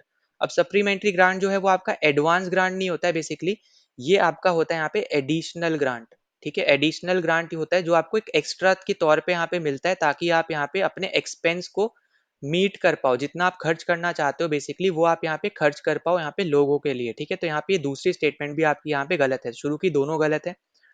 तो तीसरा फिर आपसे बोल रहा है कि वोट ऑन अकाउंट। तो वोट ऑन अकाउंट बेसिकली आपका क्या होता है, वोट ऑन अकाउंट आपका एडवांस ग्रांट होता है, ये आपका होता है एडवांस ग्रांट, आपको उल्टा दे दिया एक तरीके से, याद रख लेना, ठीक है? तो एडवांस ग्रांट का मतलब क्या है यहाँ पे, एडवांस ग्रांट आपका क्या करता है कि जो आपकी गवर्नमेंट है जब तक उसके अप्रोप्रिएशन बिल और फाइनेंस बिल जब तक यहाँ पे अप्रूव नहीं होते हैं तब तक आपको एक, आप बोल सकते हो यहाँ पे पैसे मिलते हैं या फिर आप बोलो आपको एक वोटिंग डिमांड मिलती है यहाँ पे वोट ऑन अकाउंट के तौर पे, उसको हम बोलते हैं यहाँ पे वोट ऑन अकाउंट, ठीक है? तो ये आपका एक एडवांस ग्रांट होता है जब तक आपको अप्रोसिएशन आपका जो अप्रोप्रिएशन जो बिल होता है पास नहीं होता है, जब तक आपका फाइनेंस बिल पास नहीं होता है तब तक के लिए, ठीक है? तो यहाँ पे ये भी आपका गलत है क्योंकि ये एडिशनल फंड नहीं होता, ये एडवांस फंड बोल लो या एडवांस ग्रांट होती है। तो आपके तीनों ही स्टेटमेंट बेसिकली गलत है, तो हमारा यहाँ पे राइट आंसर होगा डी ऑप्शन। नाउ अगले क्वेश्चन पे चलते हैं। तो अगला क्वेश्चन आपसे बोल रहा है कि which one of the following statement about the land tenure system is not correct, ठीक है? तो अब देखो लैंड टेन्योर सिस्टम आपके यहाँ पे तीन तरीके के आए थे। पहला आपका था यहाँ पे परमानेंट सेटलमेंट, फिर उसके बाद आपका यहाँ पे आया था जिसको हम बोलते हैं रोटवारी सेटलमेंट, ठीक है? रोटवारी सिस्टम। तीसरा आपका था यहाँ पे मालवारी सिस्टम, ठीक है? महलवारी। तो अगर हम इसके बारे में बात करें तो देखो आपको मैंने पहले ही बताया था परमानेंट सेटलमेंट को ही हम लोग यहाँ पे जमींदार सिस्टम के नाम से भी जानते हैं। तो पहले आपका ज़मींदारी आया था, फिर आपका आपका आया था रोटवारी और फिर आया था आपका मालवारी, ठीक है? महलवारी। तो यहाँ पे देखो पहले ऑप्शन में बोल रहा है कि during the British rule in India 3 categories of land tenure system zamindari, mahalwari and ryotwari were introduced. तो ये आपका एकदम करेक्ट है, ये तीनों ही आपके इंट्रोड्यूस हुए थे। आपका जो ज़मींदारी था या फिर परमानेंट सेटलमेंट था, ये आपका यहाँ पे इंट्रोड्यूस किया गया था कॉर्नवालिस के बाद, मतलब कॉर्नवालिस ने यहाँ पे स्टार्ट किया था। फिर आपका जो आपका ये महलवारी सिस्टम है ये आपका लाया था विलियम बेंटिक ने और रयोटवारी सिस्टम जो है ये आपका लाया था थॉमस मुनरो ने, जो आपके यहाँ पे गवर्नर था बंगाल वो मद्रास का, ठीक है? गवर्नर ऑफ मद्रास था। तो अगर हम इसके रिस्पेक्ट में बात करते हैं फिर आपका पहला स्टेटमेंट तो एकदम करेक्ट है। दूसरा आपसे क्या बोल रहा है कि under zamindari system land was held by one person or at the most by a few joint owners who were responsible for the payment of land revenue. अब यहाँ पे ये एकदम करेक्ट है कि यहाँ पे जो आपकी जमीन होती थी या तो वो एक इंसान के पास होती थी या फिर मल्टीपल ओनर्स के यहाँ पे हुआ करते थे, क्योंकि आपका जो जमींदार था बेसिकली यहाँ पे उसके रिस्पेक्ट में यहाँ पे बात हो रही है। तो यहाँ पे जो अपना दूसरा स्टेटमेंट है एकदम आपका यहाँ पे करेक्ट है। तो यहाँ पे कंप्लीट जो रेवेन्यू था, कंप्लीट अथॉरिटी हम पहले भी डिस्कस कर चुके हैं इसके बारे में, कंप्लीट आपकी यहाँ पे जमींदार के पास थी, ठीक है? उसके बाद यहाँ पे जो रियल ओनर्स थे जमीन के वो बेसिकली आपके यहाँ पे जमींदार हो गए थे। अब सी ऑप्शन आपको बोल रहा है कि under the Mahalwari system the agricultural land belong to the government. अब देखो ये गलत हो जाएगा, मैंने आपको पहले ही बताया है। यहाँ पे यही हमारा राइट आंसर होगा क्योंकि ये गलत स्टेटमेंट है, हमसे गलत स्टेटमेंट ही पूछी है इसलिए मैंने गलत लगाया है और यही हमारा आंसर है इसलिए मैंने आगे टिक लगाया है, ठीक है? अब ये गवर्नमेंट के अंदर नहीं होती थी, ये बेसिकली आपके यहाँ पे पीजेंट्स के पास ही यहाँ पे होती थी। तो पीजेंट यहाँ पे मेन या फिर आप बोल सकते हो ओरिजिनल ओनर्स थे, ठीक है? जमीन के महलवारी सिस्टम के अंदर, ये हम पहले भी डिस्कस कर चुके हैं। उसके बाद फिर आपको यहाँ पे डी ऑप्शन में बोल रहे हैं under ryotwari system the individual landers or holders had the permanent right over land and were directly responsible for payment of land revenue. अब यहाँ पे क्या बोला जा रहा है, यहाँ पे हम पहले डिस्कस कर चुके हैं इसके बारे में भी, जो यहाँ पे आपके बीच में जमींदार थे ना उसको हटा दिया गया, और यहाँ पे अब जो पीजेंट्स है वो डायरेक्ट अब अपना टैक्स या फिर रेवेन्यू यहाँ पे सरकार को दे सकते थे, ठीक है, इस सिस्टम के अंदर। तो यहाँ पे जमींदार की कोई भी इंपॉर्टेंस नहीं थी, जो एक्स्ट्रा शेयर जमींदार के पास जा रहा था, तो और यहाँ पे जो आपकी गवर्नमेंट है उसको नुकसान हो रहा था या फिर उसका जो प्रॉफिट है वो सेम रह रहा था, अब यहाँ पे वो चीज नहीं हो रही थी, ठीक है। तो यहाँ पे और दूसरी चीज आपको यहाँ पे ये भी याद रखनी है कि यहाँ पे जो लैंड के ओनर्स है, जो रियल ओनर है, ओरिजिनल ओनर है, वो आपके यहाँ पे फार्मर्स ही थे, पीजेंट्स वगैरह ही थे, ठीक है। तो यहाँ पे डी ऑप्शन आपके करेक्ट स्टेटमेंट है, और यहाँ से ये वाली स्टेटमेंट आपकी यहाँ पे मालवारी सिस्टम में उठाई थी, ठीक है। तो मालवारी सिस्टम जैसे मैंने आपको पहले बोला था कि जमींदारी प्लस आपका यहाँ पे रयटवारी सिस्टम था, ठीक है, जो यहाँ पे वेरियस आपके रीजन्स में यहाँ पे फॉलो हुआ था। तो यहाँ पे राइट आंसर है सी ऑप्शन। नाउ अगले क्वेश्चन पे चलते हैं। तो यहाँ पे आपसे क्या बोल रहे हैं, consider the following passage and identify the person. अब देखो ये है आपका करंट अफेयर का क्वेश्चन, ठीक है, करंट अफेयर प्लस आप बोल लो यहाँ पे हिस्ट्री, ठीक। अब हिस्ट्री में क्यों बोल रहा हूँ, क्योंकि यहाँ पे ये जो पर्सन है ये आपकी बॉर्न हुई है 1932 में, मतलब गांधी इरविन पैक्ट जब हुआ था उसके एक साल बाद, मतलब पूना पैक्ट वाले ईयर में, ठीक है। फिर उसके बाद आपको बोला जा रहा है कि she was a renowned Hindustani classical vocalist, she was recognised as an innovative exponent of Jaipur gharana, she was awarded Padma Bhushan and Padma Vibhushan, she was also a fellow of Sangeet Natak Akademi, she died in April 2017, ठीक है, अप्रैल 2017। तो यहाँ पे जो हमारा राइट आंसर होने वाला है वो है हमारी यहाँ पे ऑप्शन नंबर सी, किशोरी ओमकार, ठीक है। तो यहाँ पे ये हमारा राइट आंसर होगा। वैसे अब इनके बारे में आपको जो दे रखा है यही सब आपको बेसिकली फैक्ट पता होना चाहिए, बाकी आपका यहाँ पे जो और दे रखी है जैसे MS सुबह लक्ष्मी आपको दे रखी है, तो ये पहली क्लासिकल आप बोल सकते हैं, पहली आर्टिशियन है जिनको भारत रत्न मिला था यहाँ पे। तो ये आपको यहाँ पे याद रखना 1998 में मिला था, फिर 1999 में पंडित रवि किशन को मिला था, ठीक है, उस रवि शंकर को मिला था, कृष्ण नहीं रवि शंकर को मिला था, ठीक है, जो यहाँ पे आपके सितार बजाते हैं। फिर उसके बाद आगे बात करें तो लता मंगेशकर को 2001 में मिला है। तो यहाँ पे जो वोकलिस्ट है बेसिकली उसके रिगार्डिंग अगर हम बात करें तो उसके रिस्पेक्ट में आपको मैं बता रहा हूँ कि कब यहाँ पे किसको भारत रत्न मिला है, ठीक है। तो ये तो आपका हो गया करंट अफेयर की न्यूज हो गई, तो यहाँ पे ऐसा ज्यादा बताने का नहीं है, और ये आपका थोड़ा बहुत ही हिस्ट्री से रिलेटेड है, बस यहाँ पे मुझे यही बताना तो इसलिए मैंने यहाँ पे डाल दिया, वरना करंट अफेयर का क्वेश्चन था, ठीक है ना। यहाँ पे अगले क्वेश्चन पे चलते हैं। तो यहाँ पे आपसे पूछ रहा है which of the following active steps was or were taken by the Congress in 1823 to eradicate untouchability from India। अब देखो यहाँ पे अनटचेबिलिटी के रिगार्डिंग 1823 में यहाँ पे आईएनसी ने क्या काम किया है, उसके रिगार्डिंग क्या स्टेप्स आपके यहाँ पे करेक्ट है, जो आपको स्टेटमेंट दे रखी है उसमें आपको ये बताना है। तो पहला आपसे बोल रहे हैं effect effort to educate and mobilize opinion among the caste Hindus. तो अभी ये आपका गलत हो जाएगा, ठीक है, यहाँ पे इन्होंने ऐसा कुछ भी नहीं किया कि यहाँ पे हिंदूज के बीच में बेसिकली यहाँ पे जो उस टाइम पे आपको देखने को मिलता था यहाँ पे कि अपर कास्ट लोअर कास्ट, तो उसके बेसिस पे आपको अनटचेबिलिटी जो देखने को मिलती थी, तो उसमें यहाँ पे इन्होंने कुछ काम नहीं किया, ठीक है। इसके अलावा यहाँ पे efforts to educate the awareness about the evil of untouchability, तो ये भी गलत हो जाएगा आपका यहाँ पे। बेसिकली आप इसको ऐसे मान लो कि लोअर कास्ट के लिए यहाँ पे इन्होंने नहीं किया था उस टाइम पे कुछ भी, ठीक है, 1823 के रिस्पेक्ट में अगर हम बात करें तो। और ना ही इन्होंने कुछ forcefully open the door of temples for them, तो यहाँ पे ये भी नहीं होने वाला है। फिर फोर्थ आपसे बोल रहे हैं petition the government to pass laws that would declare untouchability unlawful, तो यहाँ पे ये भी चीज इन्होंने नहीं करी है। तो बेसिकली ये जो क्वेश्चन है यहाँ पे राइट आंसर होना चाहिए था यहाँ पे नन ऑफ दीज, ठीक है। तो ये पॉइंट आपको यहाँ पे याद रखना है। तो ये जो क्वेश्चन है ये आपका बेसिकली यहाँ पे ड्रॉप हुआ था, ठीक है, तो ये भी इंपॉर्टेंट पॉइंट याद रख लेना। तो यहाँ पे ये जो आपको सारी स्टेटमेंट दे रखी है ऑप्शन के रिगार्डिंग, बेसिकली इन्होंने यहाँ पे कुछ भी नहीं किया था, इन्होंने स्टेप्स लिए होंगे पर यहाँ पे इन ऑप्शंस के अकॉर्डिंग इन्होंने ये सब कुछ भी नहीं किया है, ठीक है। तो ये हमें यहाँ पे याद रख के चलना है। तो यहाँ पे हमारा जो रियल आंसर होना चाहिए था वो हमारे यहाँ पे होना चाहिए था नन ऑफ दिस। तो ना इसी के साथ हमने यहाँ पे सारे क्वेश्चन 16 और 17 के हमने सारे यहाँ पे डिस्कस कर लिए। अगर आपको यहाँ पे किसी भी क्वेश्चन में कोई भी डाउट होता है तो कमेंट सेक्शन में जरूर आप यहाँ पे मेंशन कर देना। और अगर आपने अभी तक टेलीग्राम चैनल ज्वाइन नहीं किया तो वो भी आप यहाँ पे ज्वाइन कर लेना, ठीक है, लिंक मैंने यहाँ पे डिस्क्रिप्शन में दे रखा है, वहाँ पे आपको इसकी PDF मिल जाएगी। फिर साथ ही साथ अगर आप चैनल पे पहली बार आए हो तो सब्सक्राइब कर देना, वीडियो को लाइक कर देना, वीडियो को शेयर कर देना ताकि ज़्यादा से ज़्यादा लोगों तक पहुँच पाए। और आपको यहाँ पे कोई भी डाउट हो, सजेशन हो, कुछ भी हो, आप यहाँ पे कमेंट सेक्शन में कमेंट जरूर कर देना, ठीक है। तो चलो मिलते हैं अगले वीडियो में। जय हिंद।